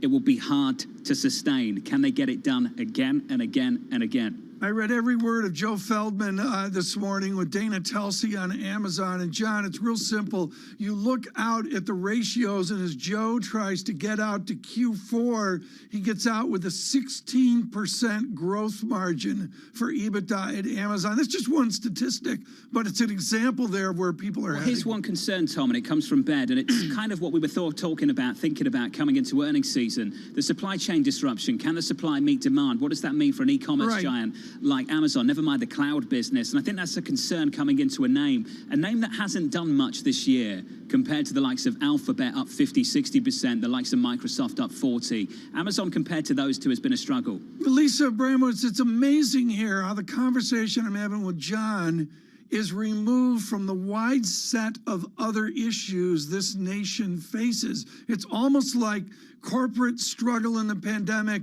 is discrete and separate from everything else. You mean the K-shaped recovery? The whole idea of well said. how yeah, where'd the that market go? is not Where'd the that economy. go? Look, you're still seeing it in pockets. My issue is we still see some of the fiscal support, some of the checks that we sent out to lots of individuals here in the United States, and sort of come into the spending, and you're starting to see people spend down their savings a bit more, which is what people were looking for. What happens next, right? People are talking about the fiscal drag that will eventually wear off, and then the real economy has to take over. Are we going to be there yet when we get to next quarter, when we get to the second half of 2022, and people actually start going back to the labor market in force? I kid you, Lisa, about the auctions, but what is your estimate of the fiscal drag forward? Well, and actually, there's a two-year auction today, $60 billion of them, and I actually am really interested in them. I spared you earlier about them, but the idea here is important, Lisa. You carry on. I do think it's important. The idea, how much demand is there at the front end at a time when the market is way out ahead of the Federal Reserve with respect to rate hikes? Do they dig in their heels on that yield, or do they move on? Gets excited about auctions, Tom. Unfortunately, I get excited. I'm excited about supply as well. We get the taper decision next week. At the same time, most people in the bond market, Tom, expect the supply to roll over, offsetting the other. You want to weigh in here on Braves Astros? Can we go there? I'll take a miss. I'm wondering, Tom, how the Astros managed to cheat apologise for cheating and still play baseball and beat your Red Sox. I'm struggling with that. I watched the history last night of the Boston Braves and Milwaukee Braves. Frankly, I learned so much of how they came to represent Atlanta. It'll be Is this market not interesting enough for you that you had to go no, to I just wanted you to bring it up, Shall I talk about cricket? But no, please don't. Just the baseball of the Commonwealth. The only time cricket ever worked on Bloomberg surveillance was I got a massive result, and I hope I'm pronouncing it correctly, from Perth. From Perth. Perth. You speak to Rajan about cricket, Tom. Perth. He'll get going. Okay, well, let's do this. Let's do the data check right now. We've got a good guest on what to do with the portfolio. Futures up 17. Dow futures up 112. John, the VIX 15. It's a bull market. It's a bull market. All-time highs in this equity market. Up 17, advancing 0.4%. Yields in a basis point on 10s. 161.85. A snooze in the FX market. Kit Jukes calling it a snooze. 116.17. And in the commodity market, Tom, 84 handle on WCI. Up a third of 1%. We're doing something different right now. Vernon's Capital is in the absolute trenches of, okay, I missed this great bull market. What do I do now? They spend a lot of time talking to high net worth people about what to do in wealth management and how to participate scared stiff. The director of Scared Stiff is Megan Horniman, and she joins us right now, director of portfolio strategy. Megan, how scared stiff are people in this great bull market? I think that they're a bit more concerned with what they're seeing in the economy, but when it comes from an investment standpoint, you still have a lot of people that are looking at the equity markets. When you look at from a relative basis, the equity markets are the most attractive place to be right now, especially versus bonds. Bond yields where they are, we've seen a backup in yields, but they're nowhere near where they should be given the current economic environment and inflation environment. When you look at what you do every day, are you finding within your strategy that you're going to rebalance into this great bull market, or do you let your winners run? Right now, you have to be careful if you've let some of those winners run well over what your allocation should be. We're looking into the end of this year to take a look at some of our big winners, see if we need to rebalance, primarily because of the fact that we do see a lot of risks over the coming months in the equity markets, and it comes from some of the things that everyone continues to talk about. What will happen with margins, that we see rising pricing pressures and we see labor market shortages. These are things that you want to be a bit careful about. So we'll be looking to make sure that we're not too overweight in where we should be considering what our allocation is. Megan, what's the ultimate call option, so to speak, to fade that story? To say, I wake up and feeling optimistic, those supply side constraints are going to ease through next year. Where do you want to be present in the equity market? So with the supply chain easing, the economy is still on a very solid footing. So we still would look at some of those cyclical areas. We'd be very cautious around those expensive growth type of sectors because those are the ones that will be impacted by higher interest rates. And that is something that we think will occur. So you want to be in cyclicals. You want to look at financials. You want to look at materials. You want to look at industrials. These are the areas of the market. And then also small and mid-cap stocks as well. All right. So in your view, Megan, has the 60-40 portfolio officially died? Yes. This is not the type of situation where we are. We're coming off a 40-plus year bond bull market, and right now we're looking at interest rates that should be a lot higher from here, most likely will move higher from here. So with duration as high as it is in the fixed income market, you have to be very cautious around fixed income. The private market, the alternatives, this is another place to diversify your portfolios, but we'd be very cautious around that 60-40. It's not going to give you that same benefit. And the most important thing, it's not going to give you that risk reward that we have typically seen. Megan, can you describe a tech stock that you would like? I know you can't do the single names with us. Just describe the business model that you'd want exposure to. Honestly, I wouldn't buy tech stocks right now at all. I still think that they're from a little too expensive for me right now. That's the easiest way of answering it. I just don't like them, John. Megan, thank you. Good to catch up. Come on, Megan really Horniman of Verdant's Capital Advisors. Describe the contours. I get the notes, Lisa. What it's like. I know. It's called teeing up the guest, just to let them. Yeah, but what's important? What does it rhyme with? This is really important, John. The question you bring up, because obviously we all know there's different kinds of tech stocks, and what they're valuing is profitability, and critically, it's not Graham Dodd and Cottle profitability of net income. It's up the income statement statement as well. And, you know, that I'm sorry, you know, we don't talk about NVIDIA as one example. It's outside the FANG picture. But are they minting money? And the answer is yes. I caught up with John Hancock yesterday, Tom. Emily Rowland, Matt Miskin of the team. Yeah, they were talking about growth fading a lot in the back end of next year. And as growth gets a little scarcer compared to where we are, they like growth equities still. So it becomes a style story more than maybe a valuation story, Tom. To me, that's Richard Bernstein 101, who I think is fabulous. And the style here is not growth, not value.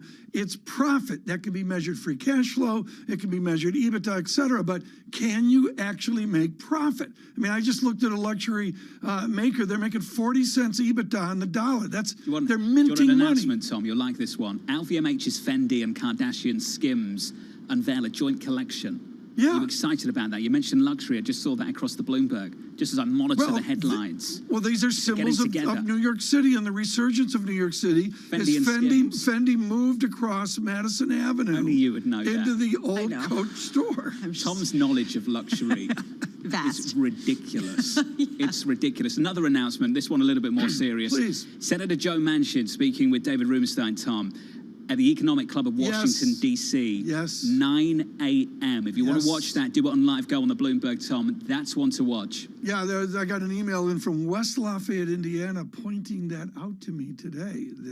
Does the individual, the author of that email, support Purdue by... Well, you have to. If you're from West Lafayette, there's nothing else. Of course. There's nothing else to live for, Tom. Maybe the senator from West Virginia will boil her up. College football, boil her up. What does boiler up mean? I have no idea. Does anyone have any idea? Please. Does anyone? It's like roll tide over at Bama. What does that mean? Boiler up. It's Greek to me. It's Greek Tom, to me. are you lobbying for another day off? Is that what this is? He's got one. I approved it. It's Monday.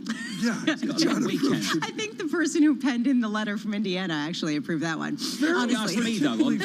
Always ask me. Always. Is it okay, John? And if I can have Thursday and Friday off, Tom can have Monday off. Yeah, that's good. I'll be off Thursday and Friday, Tom, and you'll be off on Monday. Just a bit of separation. Yeah, and Lisa's taking off November, so it works. What do they say about love, Tom, and distance? It makes the heart grow, you know, a little fonder and all of that stuff. Really? All of that good stuff. That's what we're doing here. Sensitive today. Equity futures up 19, up 0.4 to 1% from New York. This is Bloomberg.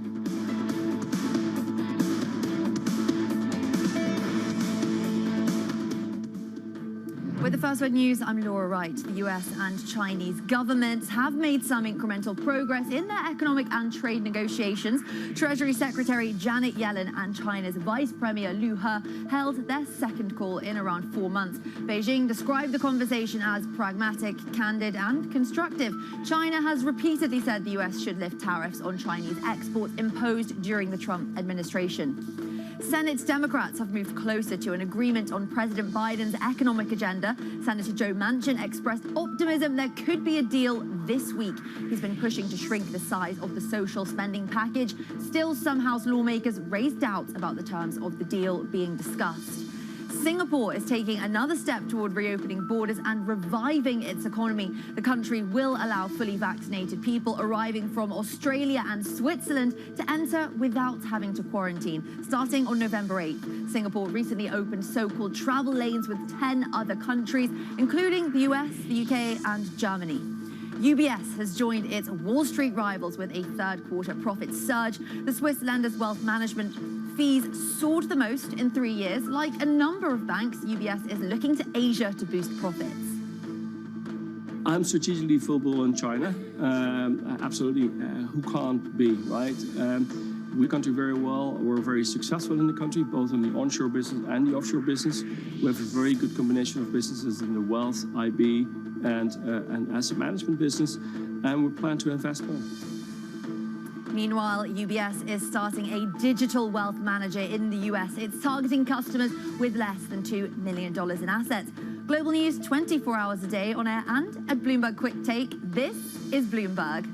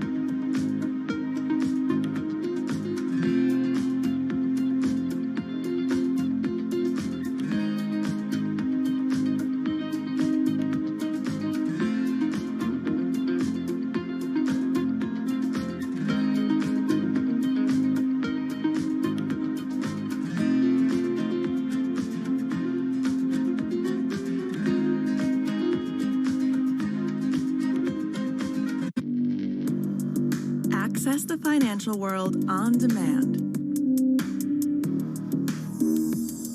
Hear from leading economists, policymakers, and industry experts via live and on-demand webinars, only from Bloomberg. Start exploring to see what's moving the markets. Visit Bloomberg.com/webinars.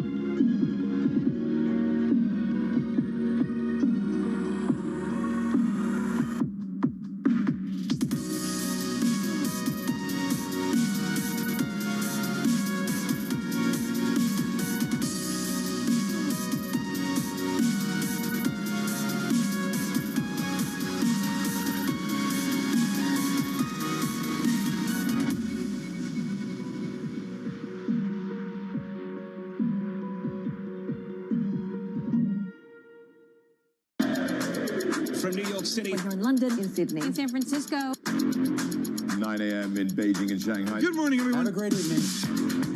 This is Bloomberg Daybreak with Lee. Balance of Power on Bloomberg Radio. Welcome to Daybreak Australia. This is Bloomberg Technology. And this is Bloomberg Green. To recap the headlines. You do not want to miss this story. Really good news on the jobless claims front. How are you thinking about those dynamics?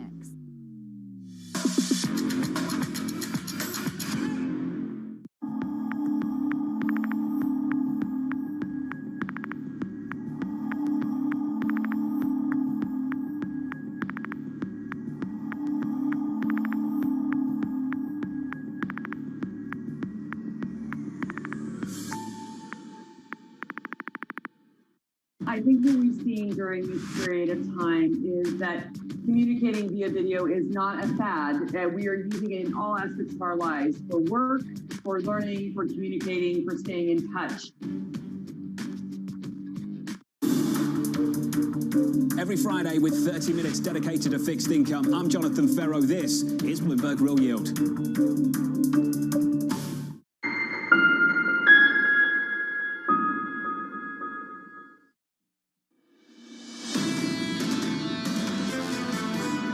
They're very happy with over 70. I think by the time we hit 90 or triple digits, they may be getting a bit nervous about some demand destruction. So we're definitely still in the range that they're quite comfortable with.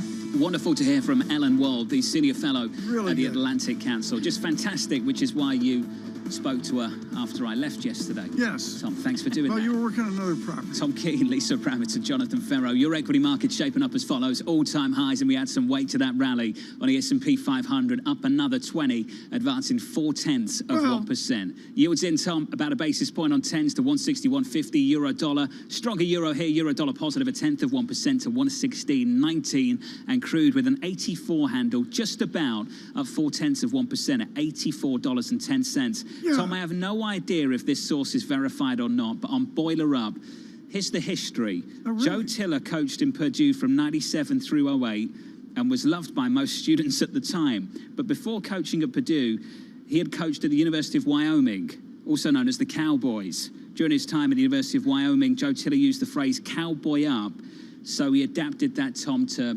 Boiler Up at Purdue, because they're the Boilermakers. Or something like that. The best part of this, John, is it's coming worldwide and across America and across the great Midwest with a British accent. Which is why I need to go to the next game, Tom. I absolutely. I think it says road trip. Road trip? Is it Michigan next, Tom? There's like 14 bars on the main street there, and I'm sure there's one of them we can set up with. We could do some great work on digital over the weekend as we go and watch that game. Yeah, they look great against Wisconsin. You mentioned 20 up here, John. How about gasoline up 20 cents? Yeah, it's a $3.19 bid up in the month. Now $3.39. Do you want to talk about the economy, Tom? The economy or the politics of that, or both? It can be both. let's do this. Damian Sassauer joining us. So we're going to do something different this time around. We're not going to talk Brazilian real or Turkish lira. We're going to talk how he folds EM into the burgeoning price of hydrocarbons. Damian, when I say to you, and you're writing, what you write, if I say big higher oil prices, which nation does that affect outside OPEC? Well, I mean, Tom, you're right in my wheelhouse here. You're talking about the reflation trade. You're talking about reopening. You're talking about the dominant theme in cross-asset allocation, and obviously that resonates with emerging market investors. So, look, I mean, what are we with copper? It was up 10% month to date, 27% year to date. I think oil's up 10% on the month, 66% year to date. Yeah, that's good for emerging markets, but not all of them, right? It's good for the commodity producers. It's good for South Africa and Russia. Not so good for places like Turkey and India. What does it do to something like Indonesia? To me, the conundrum of Indonesia, besides a huge population, I barely want to call it emerging market as well, but your world cuts both ways for Indonesia, doesn't it? It does. It does. I mean, Indonesia actually has kind of weathered the storm pretty well because of its hydrocarbon exports. But the problem with Indonesia is really just the fact that they're falling a little bit behind the curve. They've been pretty active in terms of injecting liquidity into the market and using the secondary bond market as a way to sort of to do that, which is never really a good thing if you're an emerging market with, relatively weak fiscal. So, Indonesia's a bit of but here's the thing about Indonesia. I mean, quite frankly, the currency has performed fantastically well amid it all, right? I mean, even though yields are relatively low compared to emerging market peers, it's still pretty attractive from a currency perspective, and I think we're seeing that in terms of investor interest here. And part of that may be what's going on in China, the idea that people see the slowdown there and they say, look, people are going to try to diversify away from China with supply chains and other peripheral regions in the area will benefit. How much are you focused on China, on the fact that they're experiencing the highest pace of defaults and offshore debt in their history? We're going to talk about coupon payments again, aren't we, Lisa? Okay, so Modern Land missed its principal and interest payment on a $250 million bond last night, which has the Chinese property sector, falling off again today. On the good side, we have Lunchtime, who made a coupon payment yesterday, so that's a good thing. What's interesting is we have Evergrande. They have to make another payment due on Saturday. I don't know if you saw overnight, but the founder of Evergrande, Hui Kaiyan, was asked by Beijing to use his personal wealth to alleviate the deepening debt crisis. Good luck with that. Hui's net worth, by the way, has fallen to under $8 billion from as high as $42 billion in 2017. I want to stop you there, because this idea that the billionaire owner of this company is being told by authorities, probably it isn't going to come to fruition, but to pay the coupon payment with his own wealth. What does that tell you in terms of the political backdrop for corporations and for an investor going into that region right now to somehow get bigger returns? Oh, goodness. Well, it's not very good. But here's the thing. I don't think you can really discount the fact that Hui's going to have to reach into his pockets here. I mean, Beijing has a way of convincing, the billionaire elite and the princelings that, they're going to need to take a pound of flesh here. And I think that might very well happen. But, I mean, let's be clear. I don't know if he's going to be able to come up with the $300 billion in liabilities that the companies do, right? So I take a step back and I say, look, he's made $8 billion in cash dividends since the company listed offshore. These Hong Kong listings, Lisa, we've had this conversation offline in the past. This is a way for a lot of local Chinese to crystallize their wealth offshore in dollars, right? That's basically what the Hong Kong, the H-shares market has done for the better part of the last decade. Now the question is he ready to bring it back onshore and alleviate the crisis? It's anyone's guess, but certainly Beijing will have difficulty, bringing those dollars back onshore. They can't really force it back. The concept of limited liability here, Tom, not quite the same. It's a little different than English law. law. It's just a little bit different. Let's just say that. Damian, thank you, sir. Damian, thank you. As always, Damian Sasser of Bloomberg Intelligence on China. We've seen so many growth forecasts, GDP forecasts get cut around China over the last week. Citi actually downgrading global growth. GDP from 4.4 for next year, Tom, down to 4.2.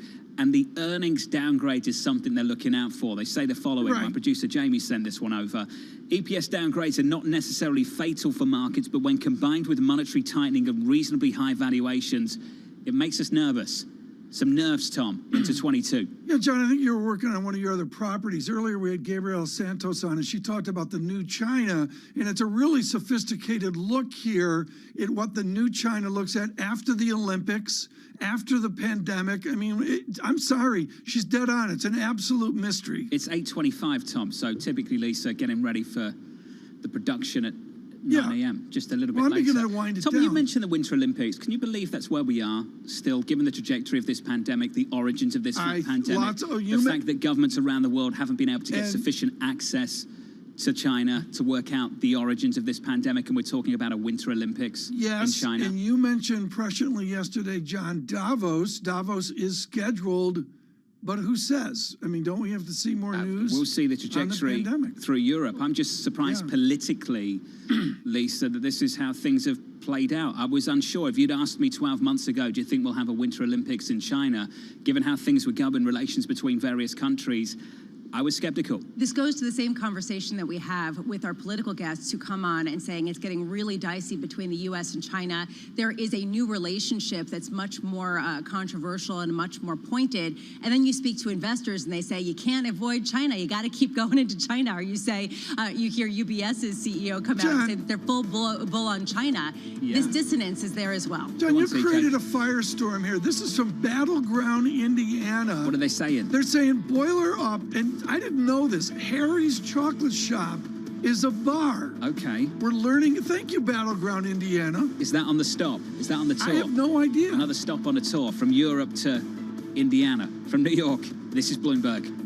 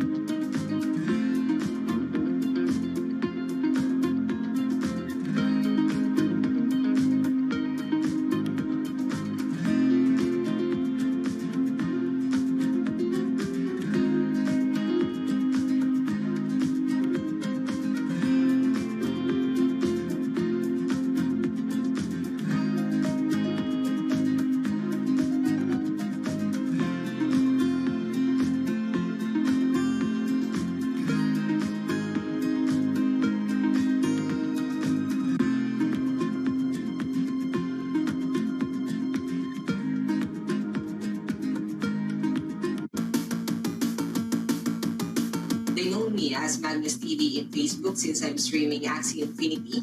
Axie Infinity is an NFT game where you can earn tokens, and then that tokens can be converted into pesos.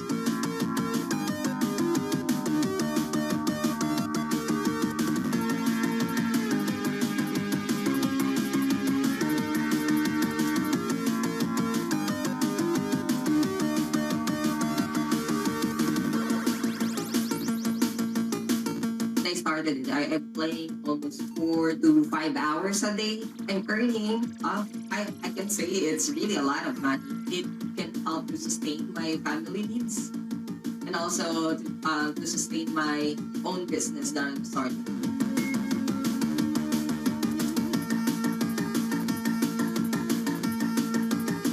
I'm a little bit worried about it because some people who join this Axie Infinity thinking that this is an easy money game. They can earn a lot on this game. This game can sustain their life. And I think that is not the point, or that is not really the game. We are trying now to build a community where other players or my scholars can join this esport, playing Axie Infinity for now, even 5 years, I think. Watch Bloomberg Surveillance to learn how to look at markets, how to look at trends, and how to look younger. What do you think, John? Botox, or do I really need to get something done? I think, Tom, if we just change the style up a little bit. You think so? Yeah, you drop great. the bow tie. Drop the bow tie. What, skinny tie? Yeah. I always say, this is my line, whenever anyone in America has a go at me about a skinny tie. The older you get, the wider it gets. Oh, really? Until it becomes a bow tie. This is a bow tie. Until it becomes so fat, you just sort of...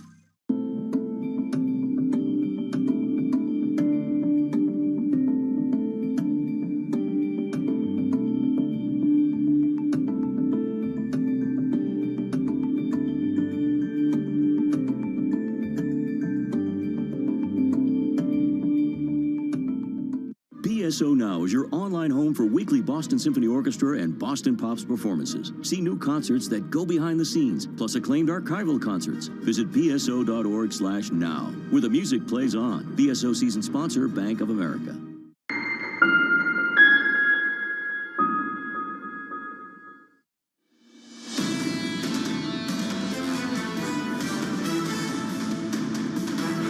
From New York City for our audience worldwide on TV and radio, this is Bloomberg Surveillance alongside Tom Keene and Lisa Abramowitz. I'm Jonathan Ferro. Your equity market up 18, advancing 0.4%. Yields in a basis point to 162.91. We've had earnings from 3M, from GE, and the numbers so far from them and UPS, so far so good. That's the equity market story. And in the bond market, in foreign exchange, 116.14, euro dollar basically unchanged, positive 0.05%. And commodities with an 84 handle on WTI, 84.21. Tom Keene, Purdue, Nebraska on October 30th, 3:30 Saturday.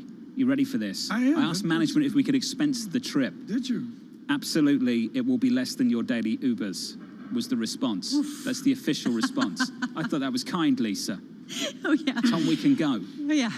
Yeah, well, we can go. I like that, John. I look forward to that too, When we buddy. go, we can have a Negroni. John, we were remiss on earnings. We'd like to cover it globally and what matters to all of our audiences. I count 5 different kinds of people that watch. And a common feature, John Ferro, is Campari of Italy. And I'd like to point out they're up 17% per year. Do you want to tell us why? Each year for the last decade. Yeah, do you want to add some more color to that? I'd like to add some more color to it. I could do that with bitters as well. You know, I'm sorry, John. The gloom, the worry that's out there, and some of these brands, they just grind it out with revenue. Revenue up 12% year over year, I believe was the statistic for Campari. It's just another example of people getting it done. Sales 574.8 million euros. The estimate 549.8. But is this really the same story? I mean, the alcohol companies have absolutely crushed it during the pandemic and beyond. Yeah. I mean, right? I mean, that's been sort of a story in general. I'm just saying, Negronis are very good. Carry on. Thank you, Lisa. Okay, there's your Negroni report. The skeptical pushback against Campari as well. No, I know. I'm just saying it was a specific story. Move on. Let's go. Let's go down and look at Tito's Vodka. We can do that in Texas. We do that with Regina Mayer joining us right now, Global Head of Energy at KPMG and a true force at Rice University in the Baker Center. What are you, open question, I rarely do this, Regina, but you're so good I'm going to ask it. What is your single point of study on hydrocarbons in America? What's the mystery for you into 2022? Yeah, so let me try to boil it down, because I think what we're suffering from is a systematic and prolonged underinvestment in these long cycle projects. That is what it takes to bring oil and gas to the market. We see demand continuing to grow. The IEA said it'll be 96 million barrels per day, and others are saying it'll be pre-pandemic levels. We have tightening supply because countries are starting to worry about energy security, and countries that can are buying cargoes almost at any cost. So that's driving up all of that against the backdrop of an expectation of a cold winter, hotter summers. So we have crude oil up 60% over the last 6 months, natural gas up 131% over the last 6 months. And I think it gets worse before it gets better. That's what I'm thinking about for 2022, Tom. Well said. The reality here is for the last 20 years on hydrocarbons, technology has saved us. Do you and the engineers at Rice and KPMG, do you assume there is new and improving technology, or is this as good as it gets as we produce oil? I think technology will always continue to surprise us, and I never doubt the ingenuity of the industry, and in particular the shale players. But what we've had is investors driving different kinds of behavior. And so your public shale players are sticking to the narrative of we're going to delever the balance sheet. We're going to return strong dividends to our investor base. And OPEC Plus, which can release more supply, is enjoying this $80+ rally to rebuild their government coffers because they've been suffering for budget deficits over the last 18 months during the pandemic. So yes, technology can definitely play a role, but not in this short squeeze where we're in today. Regina, this is definitely a global story, but it's also a very U.S. story, in particular Cushing, Oklahoma. I was taking a look at a bunch of the stories about how much of a supply shortage there is there, how much the inventories have gotten depleted, and how that is distorting markets dramatically. How much is that driving a lot of the rally that we're seeing, frankly, globally, but driven from the WTI crude? I think WTI definitely is playing a key role because everyone's watching what the shale players are doing. But I think there's a Cushing story in all the global markets. You know, we saw the gas prices spike 10 times, 10x in the UK, not too long ago.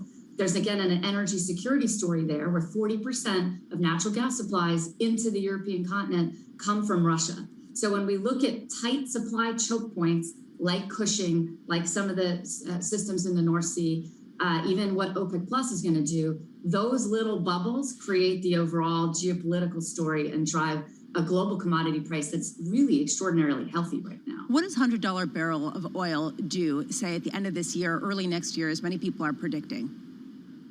I think that's where we start to see probably pretty significant demand destruction, and probably where we start to see more increases in U.S. activity, which can be a swing producer, and we can return to being a swing producer. We're already seeing rig counts that are up almost double from a year ago. And while the public shale players are sticking to the investor narrative, I'm seeing a lot more private shale activity and more oil and gas development and production coming in the Permian and elsewhere in the U.S. How do you respond to market strategists, to Wall Street types with a vector to $90 or even $100 a barrel? How do you respond to that as an academic? Well, I think, it's a real economic challenge, right? I mean, that's what the underlying value of the commodity is today. And I think that's where we have to look at what's going to happen in Glasgow and COP26. How do we accelerate the energy transition? How do we address energy security? And how do we ensure that the market forces keep energy affordable and reliable and a planet that's consuming more and more, every day as we continue to grow? Within oil here, the overlay has already been gas. I remember the Exxon transaction. Everybody had to get into some form of nat gas and the rest of it as well. After Anadarko, after Occidental Petroleum, what's going to be the synergy that we're going to see in American oil? What's the next combination that just has to be done? Well, I think you've seen those combinations already, Tom. So I think there's a lot of consolidation around shale assets in the U.S., which will help because scale, as they say, shale means scale, and that'll help from a cost perspective. So even if oil ultimately comes back down to below 40, we can still be profitable with those larger players. And you see the international oil companies pivoting more to have a more diversified portfolio in the energy transition. Some are betting more on carbon capture and storage.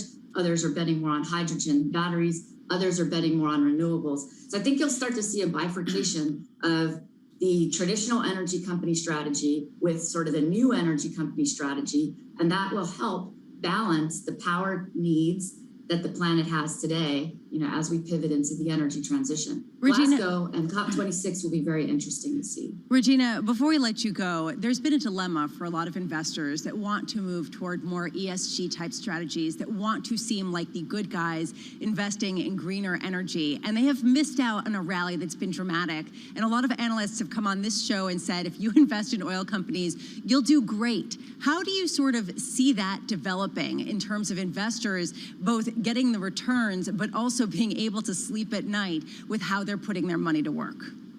The sector took a beating last year that I didn't think was necessarily warranted. So I think there's definite upside. And for those of us that stayed in our oil and gas equities, we're doing really well in our portfolios. But I think what I would say is investors need to have a balance and don't count out the energy industry. We have to be a key part of driving into a lower carbon climate. If we're not at the forefront of driving that, then I don't think that we are able to achieve a 2 degrees C, a 1.5 degrees C scenario. So I encourage investors to look at the bigger picture. Don't demonize one side versus the other, because we need an all of the above strategy to get to the climate goal objectives that we have together. So don't just look for what sounds green in the short term. Look at a balanced portfolio, because fossil fuels and hydrocarbons have to be a core part of the underlying part of the portfolio for a substantial period of time. And we will reduce the carbon footprint of those hydrocarbons. The industry is committed to that. Regina, I've really enjoyed listening to you. Thanks for being with us. Regina Mayer there of KPMG. Crude this morning, Lisa, up 0.2% on Brent, 86.19 on WTI, up 0.4 to 84.7. You've seen that gap between, frankly, WTI and Brent continue to shrink as frankly, it's Cushing, Oklahoma supplies really get beaten down. And you do wonder about exactly what Regina was talking about, the shale producers as the swing production outlet here. They're not coming back online in the way that they used to. And what's it gonna take? Can they, if prices go up high enough? How expensive is it now, Tom, to travel to Indiana? How much fuel do we have to burn? No, you mentioned JetBlue earlier. I mean, John, this is a serious issue. Where, with the price of oil, when it clicks in, what's it going to do? And we need to go to West Lafayette. You've done the research, sooner rather than later. We've done the research. First class Delta Airlines, $4.99. It's a reasonable price to Indianapolis. Tom? No, that includes return. Okay. And then, John, Greyhound, Indianapolis to West Lafayette. Greyhound economy flexible is $76 round trip. We could do that. I can see you on a Greyhound. Have you ever been on a Greyhound, Tom? Maybe long ago. No. How long ago was it? I've been on a Greyhound. Have you been on a Greyhound? Do you fit in the seats? No, not sort of. It depends. If I have a case of Jenny beer with me, I don't. Do you take a case of beer on the Greyhound with you? Why? Who does so that's us. Are we gonna film this, Tom? We're getting a Greyhound to Indiana. John, I think these are reasonable expenditures to get a sense of the reach across America. How long does that take? How long is that coach ride to Indiana for 99 return? No, Delta's quick. It's like, are they in the same time zone? I don't even know. But Delta's not the issue. The issue is Greyhound. They stop at every little town on the way to West Lafayette. I've done it, Tom, a long time ago. Esty Dweck's joining us on the Open, CIO at Flowbank, wondering if this conversation continues. Esty, stick with us. It won't. In the bond market, 163 on 10s, futures up 0.4%. The earnings have been decent. UPS, 3M, GE. Sound like Lisa. After the close, Alphabet, Microsoft still to come. From New York, heard on radio, seen on TV. This is Bloomberg, and I'm told it's 16 hours on a Greyhound. 16, Tom. You've got this.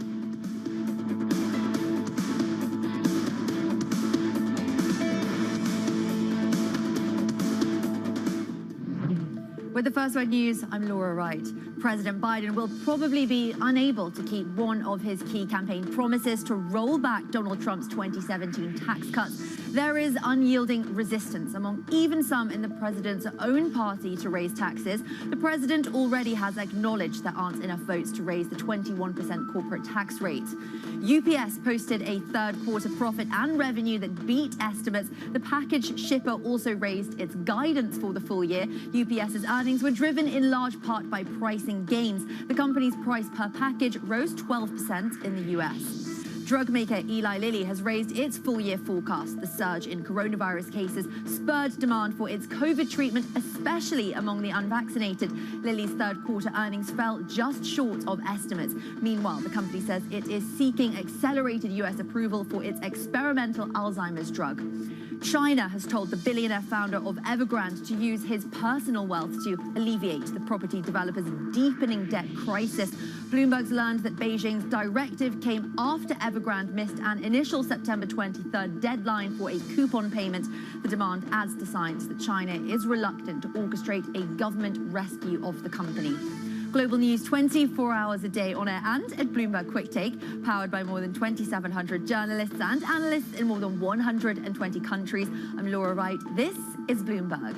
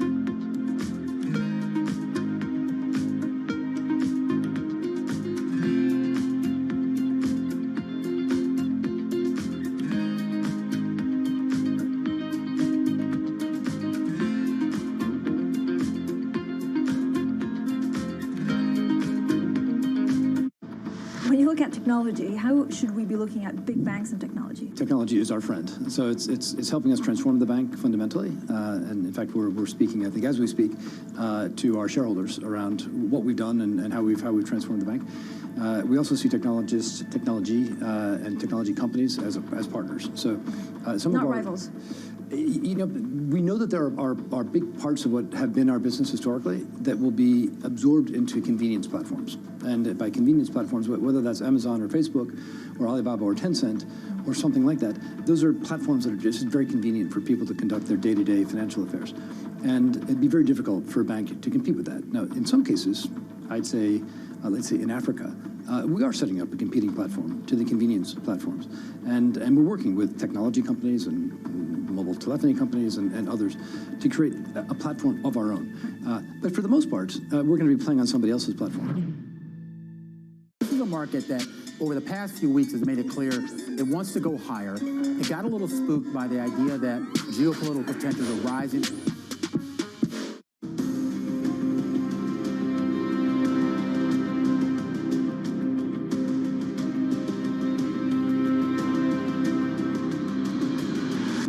Countries, Francine, that are the equivalent, that equal 80% of all the emissions. Those 20 countries, above all, have to step up.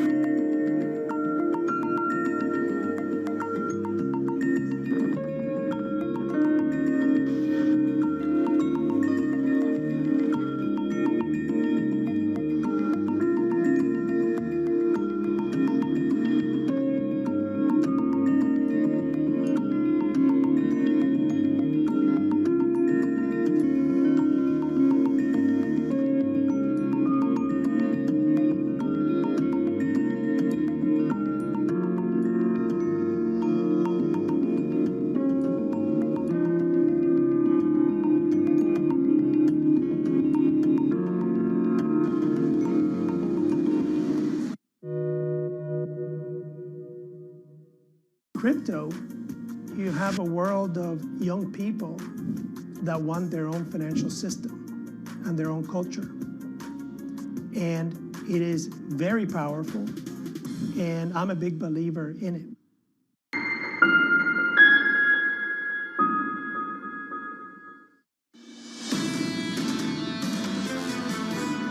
The fact that you just see inflation receding back towards the target over the second half of next year, I think that's going to help the Fed be patient and continue to wait for more workers to return to the labor market and that labor market picture to strengthen without getting too worried that inflation is becoming unbridled. Sarah House, Wells Fargo there with some very good intelligence on market economics. We've had a very strong day of talking about economics.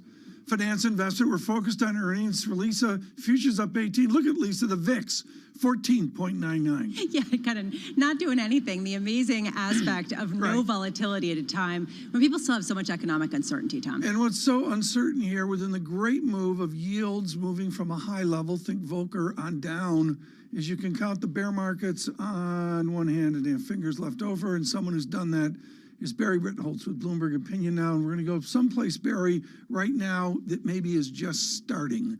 And that is on a given bond fund that I looked at, I believe if yield goes up, price goes down, and I have had evaporate 33 months of coupon in just a number of quarters as well. What do you do when a bond investment goes down in price? Well, after 40 years of bonds going up in price, eventually the bottom is being formed. We've seen a lot of fake outs and false bottoms over the past couple of years. If we believe the message of the markets that this economy is starting to decelerate but will remain strong for the next couple of quarters or years, you have to live with it. You can't make yield out of nothing. My great measurement here, and this goes back to ugly bond markets, some would say uglier than anything like we have right now, is people get 3 statements in a row, 3 monthly statements, 3 quarterly statements, and they go, oh, it went down. How close are we to that emotion right now in the bond investment world? I don't know anyone who's really paying close attention to the bonds when the equity markets are more than making up. What's the worst year ever in treasuries? Down 4.5%? Your worst year. Meanwhile, equities, hence the advantage of 70-30 over 60-40 this quarter, this year, you just have to accept the fact that bonds exist to be a little bit of a volatility dampener to equity. Right, and that's pretty much it. P.S. Normally, if fresh money comes in and someone says, what am I going to do with rising rates as we normalize the Fed? Well, a bond ladder works well because as bonds come up, they're replaced with higher yielding bonds. P.S. That's been a disaster for the past, I don't know, 4 decades. So, but Barry, exactly to this point, I mean, honestly, there was a story on the Bloomberg terminal earlier this week that got a lot of attention that basically talked about the biggest yearly loss that we're seeing right now in global bonds going back to 2005 and potentially poised for the worst since the late 1990s. How much are we entering a new terrain, especially with inflation expectations moving up pretty significantly at a time when we do have some new characteristics in the economy? So, do we want to get into the inflation discussion, or we want to just put that aside and stay with? All right. So, I think most people are getting inflation wrong. Although Sarah House from Wells Fargo seems to have the right concept, as does Kathy Woods. You know, the dominant backdrop is deflation, not inflation. We have all of these supply chain problems, all these reopening issues. And making it more complex is the fact that we've had a massive bottom half of the labor market catch up, a reset. And you're not going to see the same sort of wage gains in 2023 that you're seeing in 2021. So that's a lot of cross currents. Depends on where you look. You want to see inflation, look at wages. You want to see deflation, look at technology. And let me point out, I'm always shocked when people talk about energy and oil prices. Here we are, what are we, $83 a barrel? I tanked up the other day $4.17 for premium. I was paying almost $6 in 2007 for gas. We're all the way back to 2015, 2016 on fuel prices as the entire country becomes far less energy intensive as a service economy, not as a manufacturing economy. So the focus on energy is just completely misplaced. Stagflation, I don't know what these people are talking about. I don't know what they're smoking. All right, so Barry, putting those assertions aside, there is an issue right now, especially as we talk to fund manager after fund manager saying 60-40 is dead, that the idea of using bonds as a ballast in your portfolio has gone away. You need to go into private assets. You need to look to alternatives in order to get that same kind of offset to the risk that you're assuming in equities. Do you disagree fundamentally? Because in your view, it has not changed from the disinflationary trends that we saw in the past couple of decades. So you always have to be careful about reaching for yield, whether you're going out on the duration or in this case on the private side on going out on higher risk levels. Nothing is safer than U.S. Treasuries. So if you're going to replace Treasuries, you're going to replace TIPS with some combination of private equity, structured note, real estate, whatever it is, you're assuming more risk. As long as you understand that and that this is no longer the volatility dampener, instead you're focusing on the yield portion of this, then that's fine. But recognize private equity is not a substitute for treasuries. Yes, you get the coupon, but you lose potentially some of that ballast. Good news, they only mark to market once a year, so you're not getting the daily volatility, but you're still dealing with increased risk. There's just no other way around. Very quickly here, and we could go on here for 2 hours. Is private equity a substitute for institutional responsibilities within a retirement plan? I mean, what's the downside of private equity? Right now, it's everyone's nirvana. The downside is, the upside is you're getting this illiquidity premium, and especially with not being tied to the market, you're getting some diversification. Agreed. Some lack of correlation, especially if people stay true to their charter and not just become AUM machines, which is always the Exactly. the That's fear. the risk here. That's the risk, that they'll go down the quality scale in order to continue bringing Because the in. money's just piling in, and what does that do to IRR? What does that do to the internal rate of return of these investments? There's only so much inefficiency in that space, and Exactly. as more and more dollars flow in, listen, there is no forever asset class.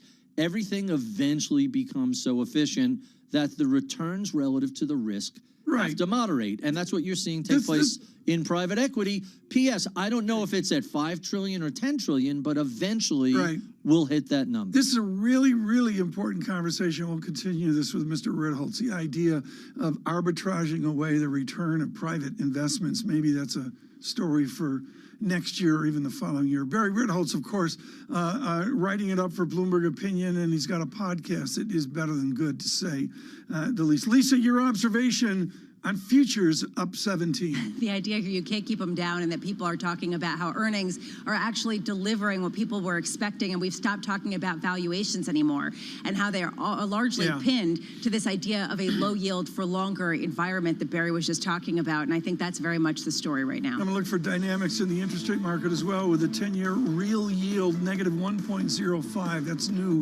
in recent territory as well. There is a political debate in Washington, driven forward by balance of power. The senator from Ohio, 12 noon. Stay with us on radio, on television. This is Bloomberg.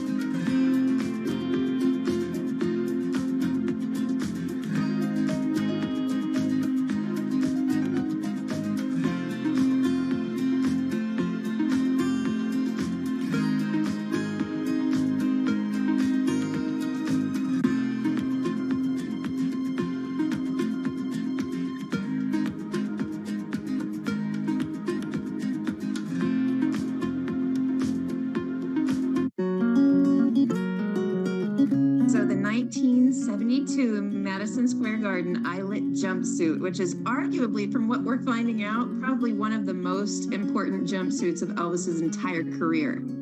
So it marked so many milestones, really, for him. It was used for an album cover. It was used when he performed Madison Square Garden, and he was the first performer to ever sell out 4 nights straight in Madison Square Garden. So he really started that whole thing that we see now in pop culture, where when you make it big, you do Madison Square Garden. So we're super honored to have it. I can honestly say that COVID has been unbelievable for internet-based and e-commerce businesses, because we have a captive audience. We have people home that really want something to do and need entertainment. So we do our best to try to give it to them.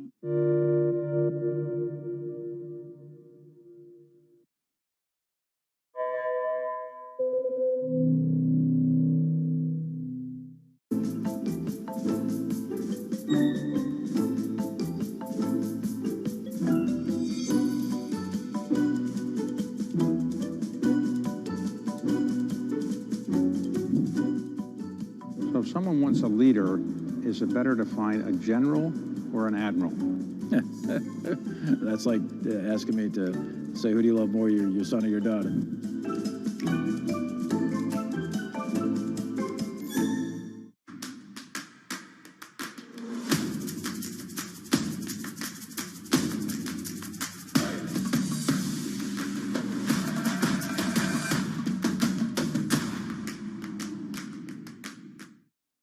You talk about hiring aggressively at the moment. Can you walk me through how challenging that is at the moment? How difficult is it to find the right people? Well, things have changed. Again, the world has changed under the pandemic, and you all know worldwide, you know, what the challenge is with getting people back into the workforce. I think that it's hard to put your head around any narrative. Let's just be honest. We've had sort of a shift in, are we in some sort of stagflation fears moment? People were talking about that all day yesterday.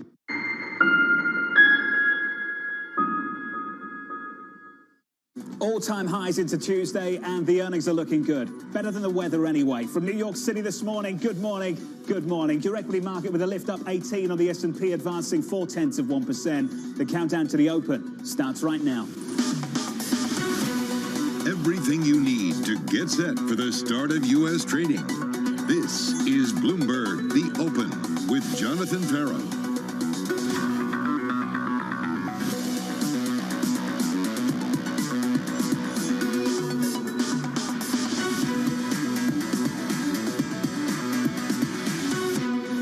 From New York, we begin with the big issue. Here comes big tech.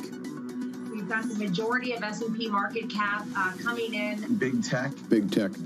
Pretty big. Whether it's Facebook, Microsoft, Apple. We're looking for positive results. The earnings fundamentals are, validating this rally. Oversized earnings, oversized cash level. You can point to specific stocks like you did and say that, well, it's a crazy market. Tesla. Put Tesla in its own special bucket. Don't miss out on the bigger picture here. Is fundamentals are damn good. We're expecting tech to remain resilient. These are durable companies with pretty predictable revenue and earnings streams. The bears are running out of time. Tech is definitely not dead. They're going to weather the storm. The big question for this sector, The tech sector, is what happens to bond yields. Joining us now is Flowbank's Esty Dweck, JP Morgan's Clinton Warren, and Peter Cicchini of Axonic Capital. Esty, can we begin with what's happening with these tech names and what we're seeing with earnings more broadly? Because so far, for so many people, so good. Absolutely. Expectations had come down too far for the third quarter between the Delta variant and supply chain disruptions. There were questions about margins, but the reality is demand is extremely strong.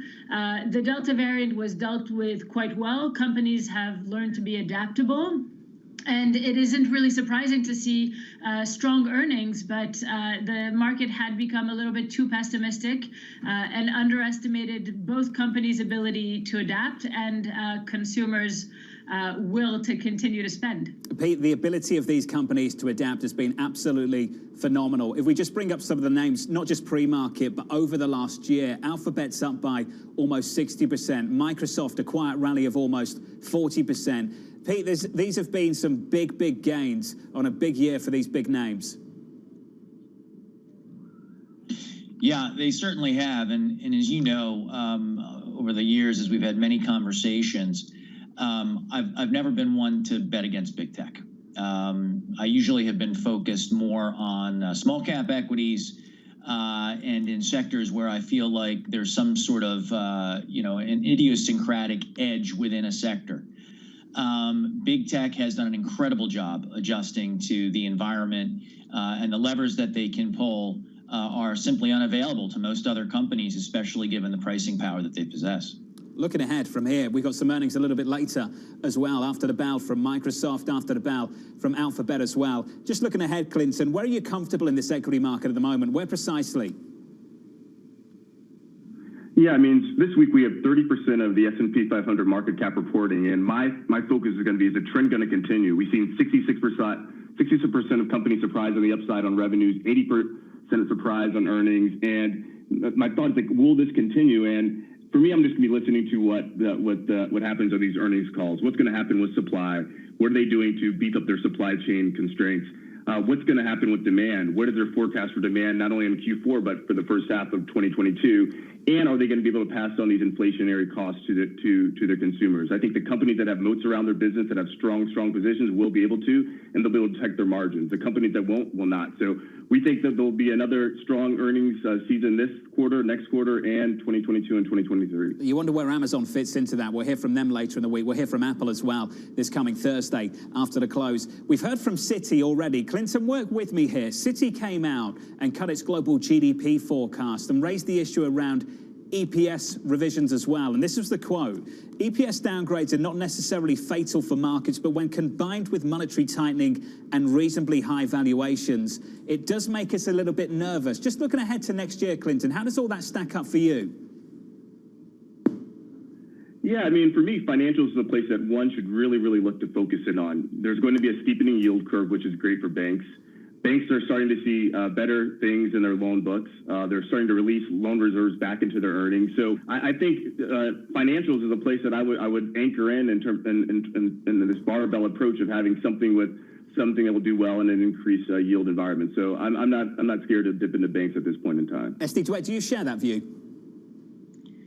Yes, absolutely. I agree that the outlook is getting healthier. A lot of these loan worries that were surrounding the pandemic are starting to ease. I don't think central banks are going to tighten that aggressively that it's going to be a problem, but clearly we've seen the move in yield be supportive. So definitely some options for financials, and completely agree on something of a barbell approach, which we've had for a while. Pete, that's why I'm looking forward to next week. We'll hear from Chairman Powell. We get payrolls Friday as well. And the big question is not whether they taper or not. We know they will. It's about whether they have to lean against this inflation story with higher interest rates through next year. Pete, where do you stand on that at the moment? Yeah, I mean, relative to banks, I think I'm non-consensus in the group here. You know, the narrative that net interest margins expanding are always good for banks isn't necessarily the case. If we just look at a little bit of history and we look at loan volumes at the end of 2019, we see that there was actually negative loan growth pretty much across the board. Going through lots of earnings transcripts this reporting season, you know, when you look at the regional banks, loan growth has been a meager 1%. The release of reserves back into earnings, that's expected. And it's funny because when banks take reserves, people just go, it's not a big deal. When they put them back, somehow it's an earnings tailwind. So I simply don't see the bull case for the banks in the way a lot of my peers do. Don't you have to take note of that, though, Pete, just how the market responds to incoming data, what it cares about, what it doesn't? Isn't that more important than what you and I just think about it?